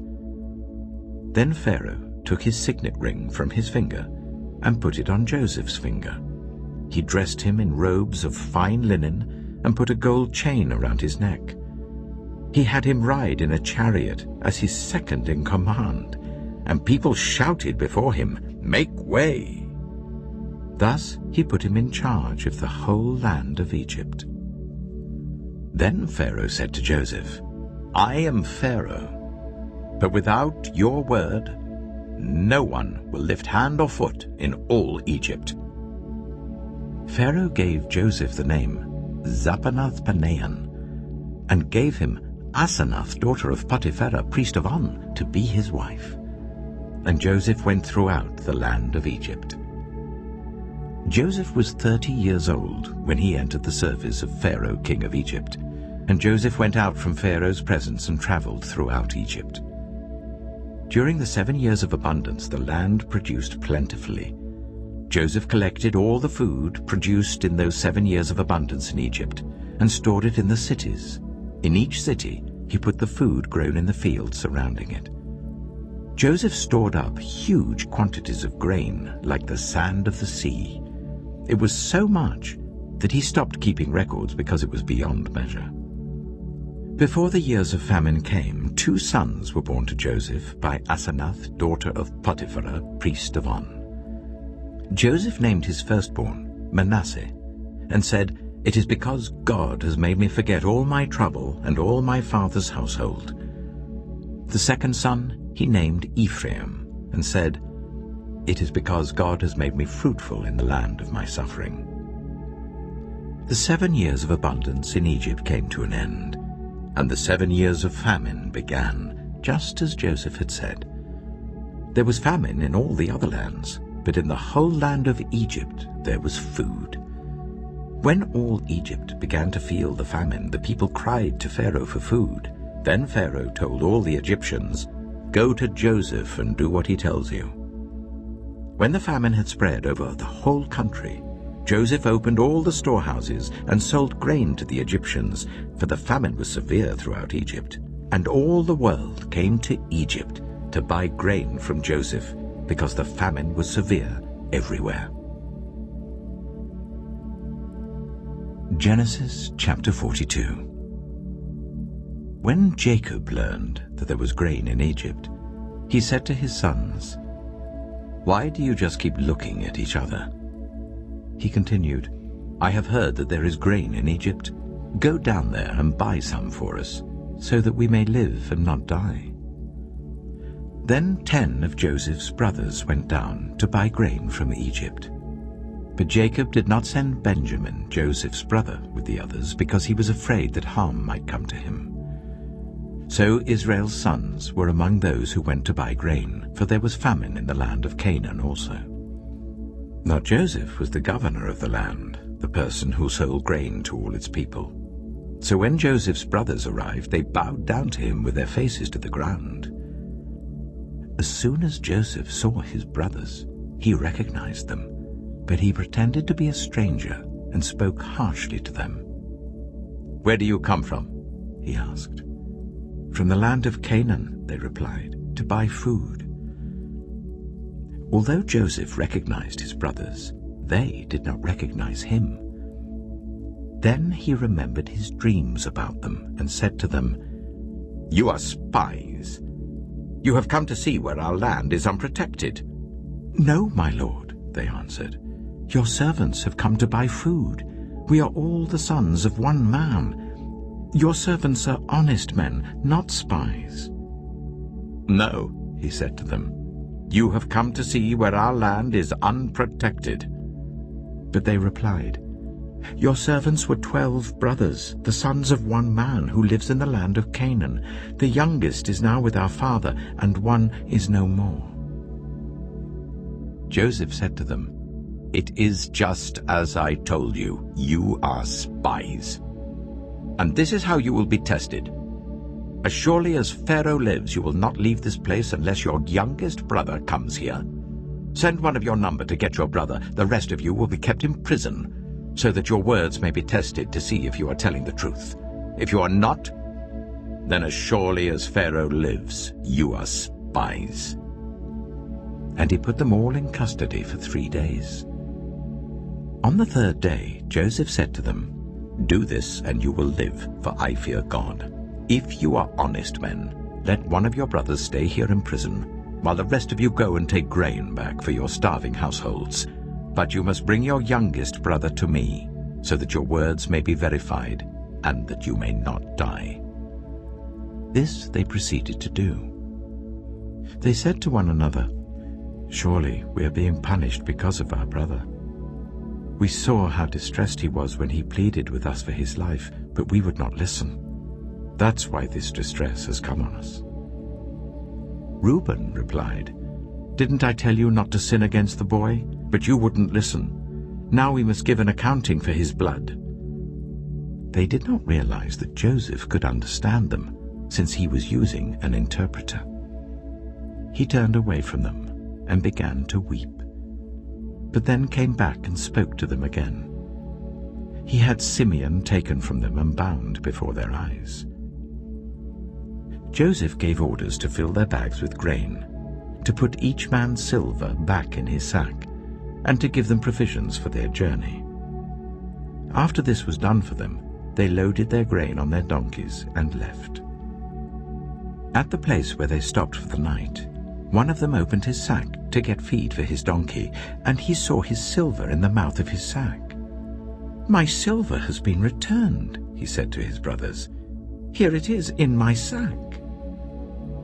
Their hearts sank, and they turned to each other trembling and said, "What is this that God has done to us?" When they came to their father Jacob in the land of Canaan, they told him all that had happened to them. They said, "The man who is lord over the land spoke harshly to us and treated us as though we were spying on the land. But we said to him, 'We are honest men, we're not spies. We were 12 brothers, sons of one father. One is no more, and the youngest is now with our father in Canaan.' Then the man who is lord over the land said to us, 'This is how I will know whether you are honest men. Leave one of your brothers here with me and take food for your starving households and go. But bring your youngest brother to me, so I will know that you are not spies, but honest men. Then I will give your brother back to you, and you can trade in the land.' As they were emptying their sacks, there in each man's sack was his pouch of silver. When they and their father saw the money pouches, they were frightened. Their father Jacob said to them, 'You have deprived me of my children. Joseph is no more, and Simeon is no more. And now you want to take Benjamin? Everything is against me.' Then Reuben said to his father, 'You may put both of my sons to death if I do not bring him back to you. Entrust him to my care, and I will bring him back.' But Jacob said, 'My son will not go down there with you. His brother is dead, and he is the only one left. If harm comes to him on the journey you are taking, you will bring my gray head down to the grave in sorrow.'" Genesis chapter 43. Now the famine was still severe in the land. So when they had eaten all the grain they had brought from Egypt, their father said to them, "Go back and buy us a little more food." But Judah said to him, "The man warned us solemnly, 'You will not see my face again unless your brother is with you.' If you will send our brother along with us, we will go down and buy food for you. But if you will not send him, we will not go down, because the man said to us, 'You will not see my face again unless your brother is with you.'"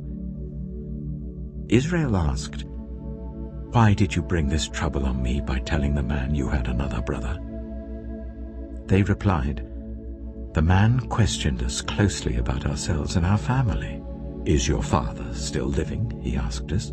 "Do you have another brother?" We simply answered his questions. How were we to know he would say, "Bring your brother down here"? Then Judah said to Israel his father, "Send the boy along with me, and we will go at once, so that we and you and our children may live and not die. I myself will guarantee his safety. You can hold me personally responsible for him. If I do not bring him back to you and set him here before you, I will bear the blame before you all my life. As it is, if we had not delayed, we could have gone and returned twice."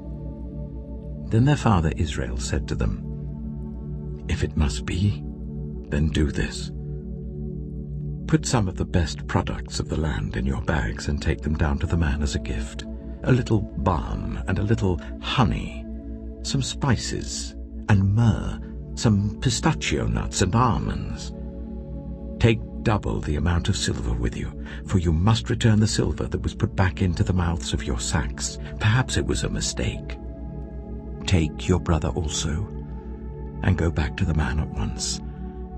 And may God Almighty grant you mercy before the man, so that he will let your other brother and Benjamin come back with you.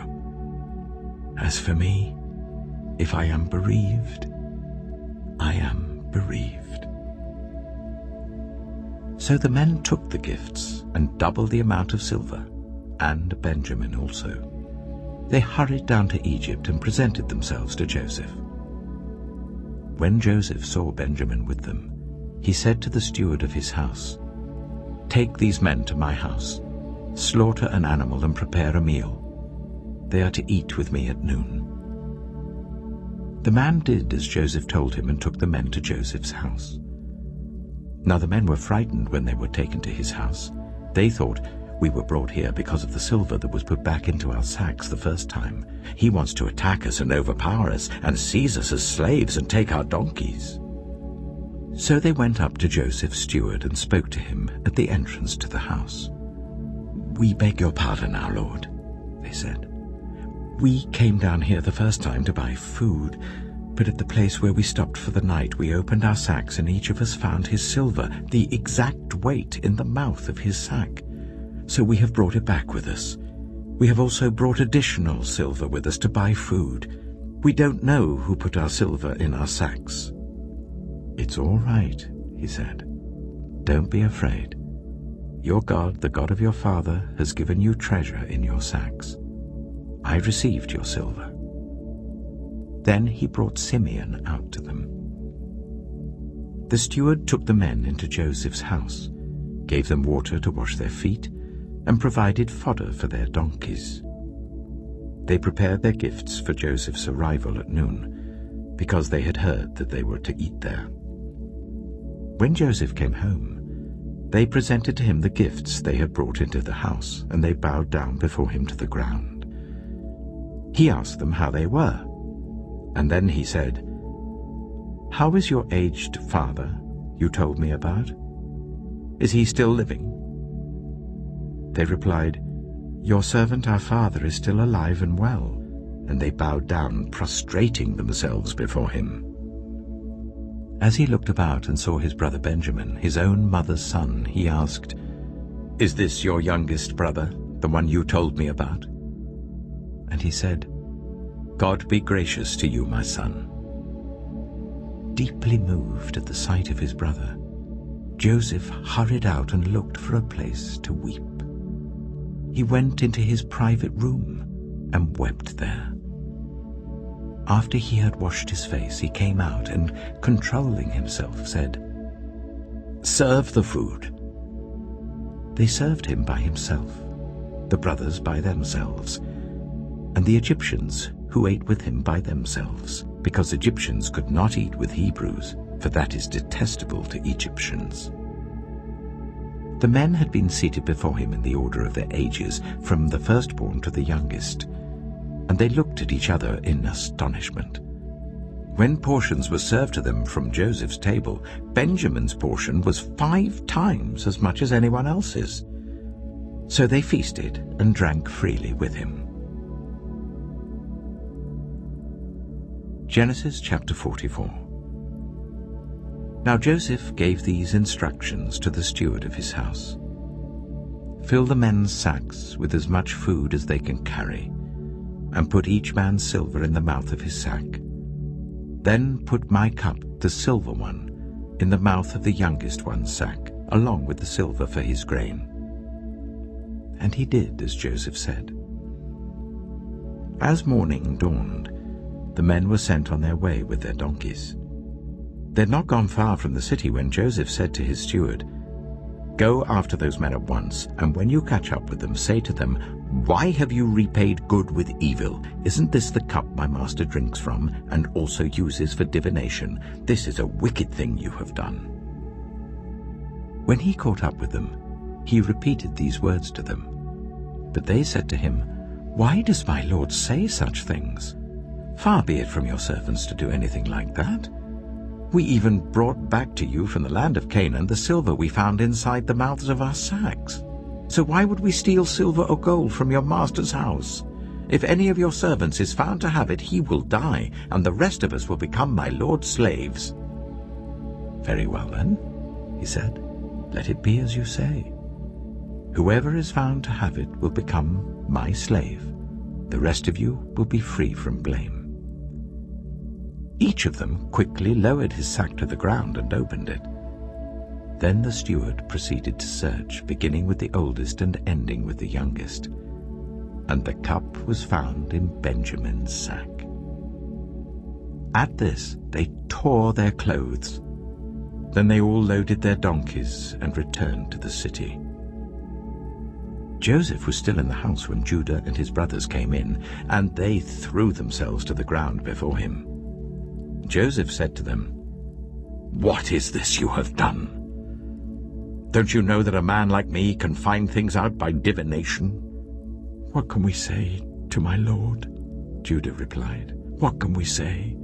How can we prove our innocence? God has uncovered your servant's guilt. We are now my lord's slaves, we ourselves and the one who was found to have the cup." But Joseph said, "Far be it from me to do such a thing. Only the man who was found to have the cup will become my slave. The rest of you, go back to your father in peace." Then Judah went up to him and said, "Pardon your servant, my lord. Let me speak a word to my lord. Do not be angry with your servant, though you are equal to Pharaoh himself. My lord asked his servants, 'Do you have a father or a brother?' And we answered, 'We have an aged father, and there is a young son born to him in his old age. His brother is dead, and he is the only one of his mother's sons left, and his father loves him.' Then you said to your servants, 'Bring him down to me so I can see him for myself.' And we said to my lord, 'The boy cannot leave his father. If he leaves him, his father will die.' But you told your servants, 'Unless your youngest brother comes down with you, you will not see my face again.' When we went back to your servant, my father, we told him what my lord had said. Then our father said, 'Go back and buy a little more food.' But we said, 'We cannot go down. Only if our youngest brother is with us will we go. We cannot see the man's face unless our youngest brother is with us.' Your servant, my father, said to us, 'You know that my wife bore me 2 sons. One of them went away from me, and I said, "He has surely been torn to pieces," and I have not seen him since. If you take this one from me too, and harm comes to him, you will bring my gray head down to the grave in misery. So now, if the boy is not with us, when I go back to your servant my father, and if my father, whose life is closely bound up with the boy's life, sees that the boy isn't there, he will die. Your servants will bring the gray head of our father down to the grave in sorrow. Your servant guaranteed the boy's safety to my father. I said, if I do not bring him back to you, I will bear the blame before you, my father, all my life. Now then, please let your servant remain here as my lord's slave in place of the boy, and let the boy return with his brothers. How can I go back to my father if the boy is not with me? No, Do not let me see the misery that would come on my father." Genesis chapter 45. Then Joseph could no longer control himself before all his attendants, and he cried out, "Make everyone leave my presence." So there was no one with Joseph when he made himself known to his brothers. And he wept so loudly that the Egyptians heard him, and Pharaoh's household heard about it. Joseph said to his brothers, "I am Joseph. Is my father still living?" But his brothers were not able to answer him, because they were terrified at his presence. Then Joseph said to his brothers, "Come close to me." When they had done so, he said, "I am your brother Joseph, the one you sold into Egypt. And now do not be distressed, and do not be angry with yourselves for selling me here, because it was to save lives that God sent me ahead of you. For 2 years now there has been famine in the land, and for the next 5 years there will be no plowing and reaping. But God sent me ahead of you, to preserve for you a remnant on earth, and to save your lives by a great deliverance. So then it was not you who sent me here, but God. He made me father to Pharaoh, lord of his entire household and ruler of all Egypt. Now hurry back to my father, and say to him, 'This is what your son Joseph says. God has made me lord of all Egypt. Come down to me. Don't delay. You shall live in the region of Goshen and be near me, you, your children and grandchildren, your flocks and herds and all you have. I will provide for you there, because 5 years of famine are still to come. Otherwise, you and your household and all who belong to you will become destitute. You can see for yourselves, and so can my brother Benjamin, that it is really I who am speaking to you. Tell my father about all the honor accorded me in Egypt and about everything you have seen, and bring my father down here quickly." Then he threw his arms around his brother Benjamin and wept, and Benjamin embraced him, weeping. And he kissed all his brothers and wept over them. Afterwards his brothers talked with him. When the news reached Pharaoh's palace that Joseph's brothers had come, Pharaoh and all his officials were pleased.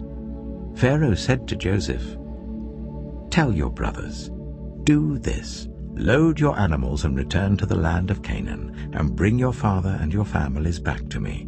I will give you the best of the land of Egypt, and you can enjoy the fat of the land." You are also instructed to tell them, "Do this. Take some carts from Egypt for your children and your wives, and get your father and come. Never mind about your belongings, because the best of all Egypt will be yours." So the sons of Israel did this. Joseph gave them carts, as Pharaoh had commanded, and he also gave them provisions for their journey. To each of them he gave new clothing, but to Benjamin he gave 300 shekels of silver and 5 sets of clothes. And this is what he sent to his father: 10 donkeys loaded with the best things of Egypt, and 10 female donkeys loaded with grain and bread and other provisions for his journey. Then he sent his brothers away, and as they were leaving he said to them, "Don't quarrel on the way." So they went up out of Egypt and came to their father Jacob in the land of Canaan. They told him, "Joseph is still alive. In fact, he is ruler of all Egypt." Jacob was stunned. He did not believe them. But when they told him everything Joseph had said to them, and when he saw the carts Joseph had sent to carry him back, the spirit of their father Jacob revived. And Israel said, "I'm convinced. My son Joseph is still alive. I will go and see him before I die." Genesis chapter 46. So Israel set out with all that was his, and when he reached Beersheba, he offered sacrifices to the God of his father Isaac. And God spoke to Israel in a vision at night and said, "Jacob, Jacob." "Here I am," he replied. "I am God, the God of your father," he said. "Do not be afraid to go down to Egypt, for I will make you into a great nation there. I will go down to Egypt with you, and I will surely bring you back again, and Joseph's own hand will close your eyes." Then Jacob left Beersheba, and Israel's sons took their father Jacob and their children and their wives in the carts that Pharaoh had sent to transport him. So Jacob and all his offspring went to Egypt, taking with them their livestock and the possessions they had acquired in Canaan. Jacob brought with him to Egypt his sons and grandsons and his daughters and granddaughters, all his offspring. These are the names of the sons of Israel, Jacob and his descendants who went to Egypt. Reuben, the firstborn of Jacob. The sons of Reuben: Hanok, Palu, Hezron, and Carmi. The sons of Simeon: Jemuel, Jamin, Ohad, Jachin, Zohar, and Shaul, the son of a Canaanite woman. The sons of Levi: Gershon, Kohath, and Merari. The sons of Judah: Onan, Shelah, Perez, and Zerah. But and Onan had died in the land of Canaan. The sons of Perez: Hezron and Hamul. The sons of Issachar: Tola, Pua, Jeshub, and Shimron. The sons of Zebulun: Sered, Elon, and Jahilel. These were the sons Leah bore to Jacob in Paddan Aram, besides his daughter Dinah. These sons and daughters of his were 33 in all. The sons of Gad: Zephon, Haggai, Shunai, Esbon, Eri, Erodai, and Arilai. The sons of Asher: Imnah, Ishva, Ishvi, and Beriah. Their sister was Sirah. The sons of Beriah: Heber and Malkiel. These were the children born to Jacob by Zilpah, whom Laban had given to his daughter Leah, 16 in all. The sons of Jacob's wife Rachel: Joseph and Benjamin. In Egypt, Manasseh and Ephraim were born to Joseph by Asenath, daughter of Potiphar, priest of On. The sons of Benjamin: Bela, Becher, Ashbel, Jirah, Naaman, Ehi, Rosh, Mappin, Huppim, and Ard. These were the sons of Rachel who were born to Jacob, 14 in all. The son of Dan: Hushim. The sons of Naphtali: Jaziel, Gunai, Jezer, and Shillem. These were the sons born to Jacob by Bilhah, whom Laban had given to his daughter Rachel, 7 in all. All those who went to Egypt with Jacob, those who were his direct descendants, not counting his sons' wives, numbered 66 persons. With the 2 sons who had been born to Joseph in Egypt, the members of Jacob's family, which went to Egypt, were 70 in all. Now Jacob sent Judah ahead of him to Joseph to get directions to Goshen. When they arrived in the region of Goshen, Joseph had his chariot made ready and went to Goshen to meet his father Israel. As soon as Joseph appeared before him, he threw his arms around his father and wept for a long time. Israel said to Joseph, "Now I'm ready to die, since I have seen for myself that you are still alive." Then Joseph said to his brothers and to his father's household, "I will go up and speak to Pharaoh, and will say to him, 'My brothers and my father's household who are living in the land of Canaan have come to me. The men are shepherds, they tend livestock, and they have brought along their flocks and herds and everything they own. When Pharaoh calls you in and asks, 'What is your occupation?' you should answer, 'Your servants have tended livestock from our boyhood on, just as our fathers did.' Then you will be allowed to settle in the region of Goshen, for all shepherds are detestable to the Egyptians." Genesis chapter 47. Joseph went and told Pharaoh, "My father and brothers with their flocks and herds and everything they own have come from the land of Canaan and are now in Goshen." He chose 5 of his brothers and presented them before Pharaoh. Pharaoh asked the brothers, "What is your occupation?" "Your servants are shepherds," they replied to Pharaoh, "just as our fathers were." They also said to him, "We have come to live here for a while because the famine is severe in Canaan, and your servants' flocks have no pasture. So now please let your servants settle in Goshen." Pharaoh said to Joseph, "Your father and your brothers have come to you, and the land of Egypt is before you. Settle your father and your brothers in the best part of the land. Let them live in Goshen. And if you know of any among them with special ability, put them in charge of my own livestock." Then Joseph brought his father Jacob in and presented him before Pharaoh. After Jacob blessed Pharaoh, Pharaoh asked him, "How old are you?"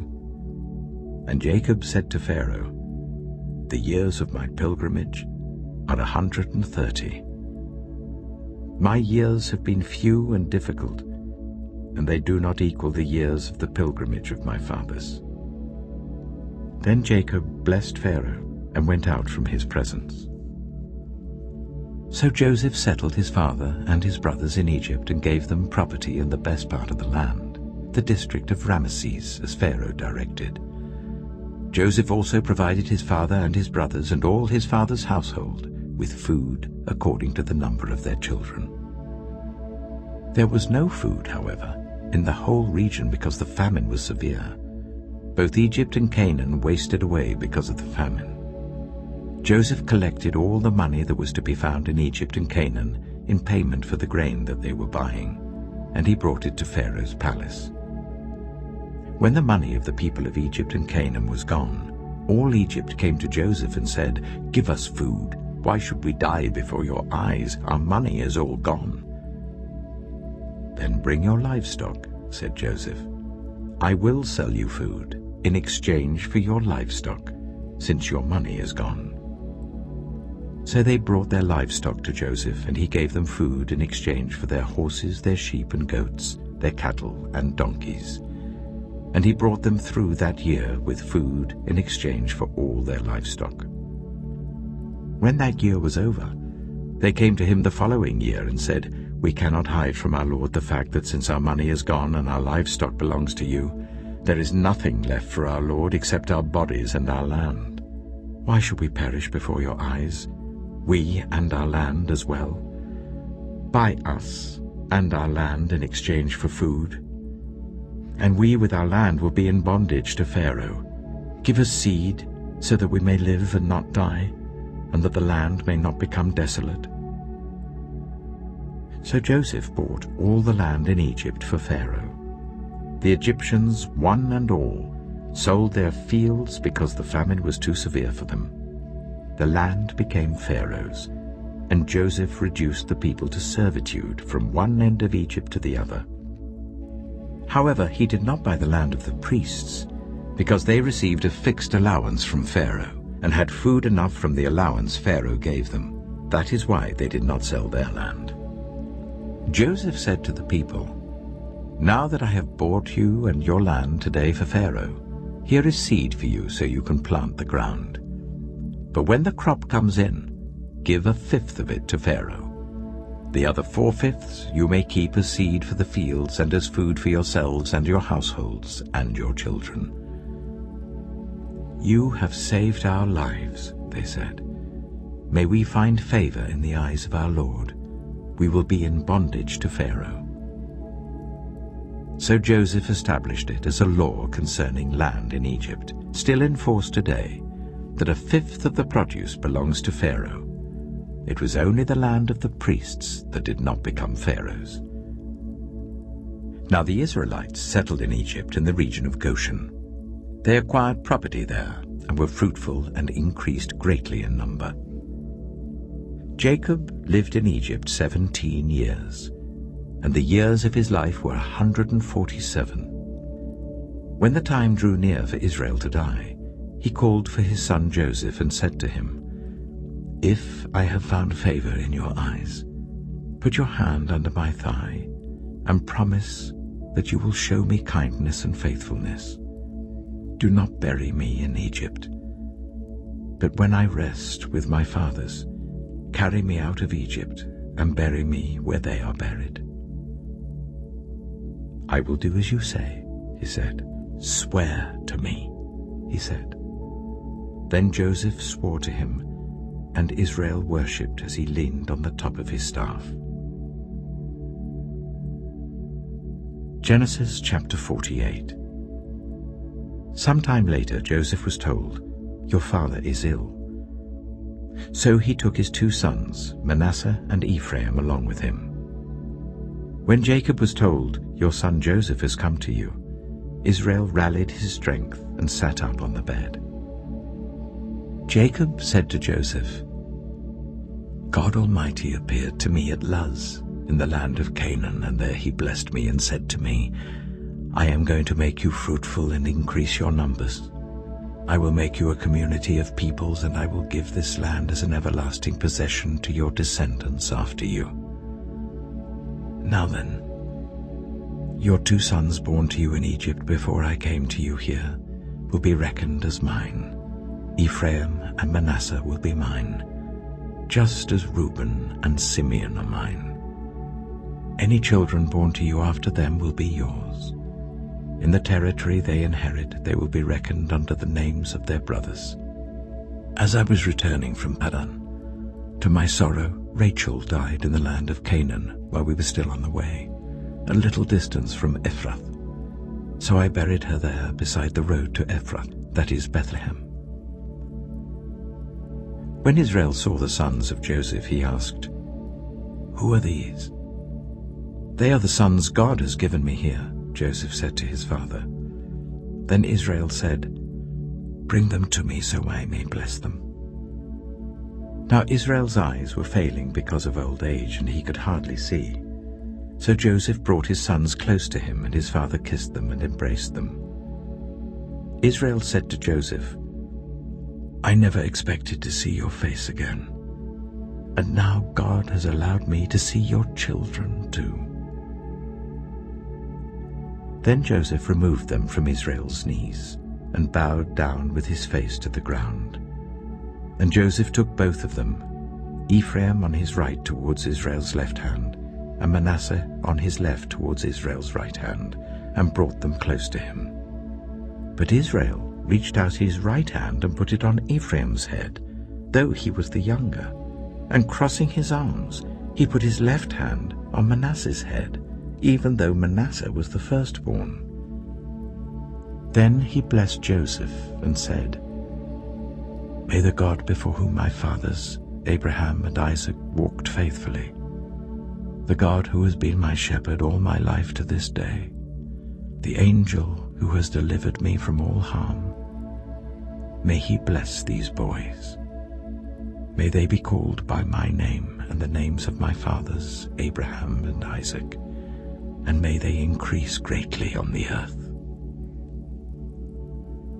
When Joseph saw his father placing his right hand on Ephraim's head, he was displeased. So he took hold of his father's hand to move it from Ephraim's head to Manasseh's head. Joseph said to him, "No, my father, this one is the firstborn. Put your right hand on his head." But his father refused and said, "I know, my son, I know. He too will become a people, and he too will become great. Nevertheless, his younger brother will be greater than he, and his descendants will become a group of nations." He blessed them that day and said, "In your name will Israel pronounce this blessing. May God make you like Ephraim and Manasseh." So he put Ephraim ahead of Manasseh. Then Israel said to Joseph, "I am about to die, but God will be with you and take you back to the land of your fathers. And to you I give one more ridge of land than to your brothers, the ridge I took from the Amorites with my sword and my bow. Genesis chapter 49. Then Jacob called for his sons and said, "Gather round so I can tell you what will happen to you in days to come. Assemble and listen, sons of Jacob. Listen to your father Israel. Reuben, you are my firstborn, my might, the first sign of my strength, excelling in honor, excelling in power. Turbulent as the waters, you will no longer excel. For you went up onto your father's bed, onto my couch, and defiled it. Simeon and Levi are brothers. Their swords are weapons of violence. Let me not enter their council, let me not join their assembly, for they have killed men in their anger, and hamstrung oxen as they pleased. Cursed be their anger, so fierce, and their fury so cruel. I will scatter them in Jacob and disperse them in Israel. Judah, your brothers will praise you. Your hand will be on the neck of your enemies. Your father's sons will bow down to you. You are a lion's cub, Judah. You return from the prey, my son. Like a lion he crouches and lies down like a lioness. Who dares to rouse him? The scepter will not depart from Judah, nor the ruler's staff from between his feet, until he to whom it belongs shall come, and the obedience of the nations shall be his. He will tether his donkey to a vine, his colt to the choicest branch. He will wash his garments in wine, his robes in the blood of grapes. His eyes will be darker than wine, his teeth whiter than milk. Zebulun will live by the seashore and become a haven for ships. His border will extend toward Sidon. Issachar is a scrawny donkey lying down among the sheepfolds. When he sees how good is his resting place and how pleasant is his land, he will bend his shoulder to the burden and submit to forced labor. Dan will provide justice for his people as one of the tribes of Israel. Dan will be a snake by the roadside, a viper along the path that bites the horse's heels so that its rider tumbles backward. I look for your deliverance, Lord. Gad will be attacked by a band of raiders, but he will attack them at their heels. Asher's food will be rich. He will provide delicacies fit for a king. Naphtali is a doe set free that bears beautiful fawns. Joseph is a fruitful vine near a spring, whose branches climb over a wall. With bitterness archers attacked him, they shot at him with hostility. But his bow remained steady, his strong arm stayed supple, because of the hand of the mighty one of Jacob, because of the shepherd, the rock of Israel, because of your father's God who helps you, because of the Almighty who blesses you with blessings of the skies above, blessings of the deep springs below, blessings of the breast and womb. Your father's blessings are greater than the blessings of the ancient mountains, than the bounty of the age-old hills. Let all these rest on the head of Joseph, on the brow of the prince among his brothers. Benjamin is a ravenous wolf. In the morning he devours the prey, in the evening he divides the plunder. All these are the 12 tribes of Israel, and this is what their father said to them when he blessed them, giving each the blessing appropriate to him. Then he gave them these instructions. I am about to be gathered to my people. Bury me with my fathers in the cave in the field of Ephron the Hittite, the cave in the field of Machpelah, near Mamre in Canaan, which Abraham bought along with the field as a burial place from Ephron the Hittite, There Abraham and his wife Sarah were buried. There Isaac and his wife Rebekah were buried. And there I buried Leah. The field and the cave in it were bought from the Hittites. When Jacob had finished giving instructions to his sons, he drew his feet up into the bed, breathed his last, and was gathered to his people. Genesis chapter 50. Joseph threw himself on his father and wept over him and kissed him. Then Joseph directed the physicians in his service to embalm his father Israel. So the physicians embalmed him, taking a full 40 days, for that was the time required for embalming, and the Egyptians mourned for him 70 days. When the days of mourning had passed, Joseph said to Pharaoh's court, "If I have found favor in your eyes, speak to Pharaoh for me.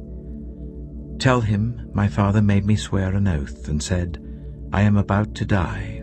Bury me in the tomb I dug for myself in the land of Canaan.'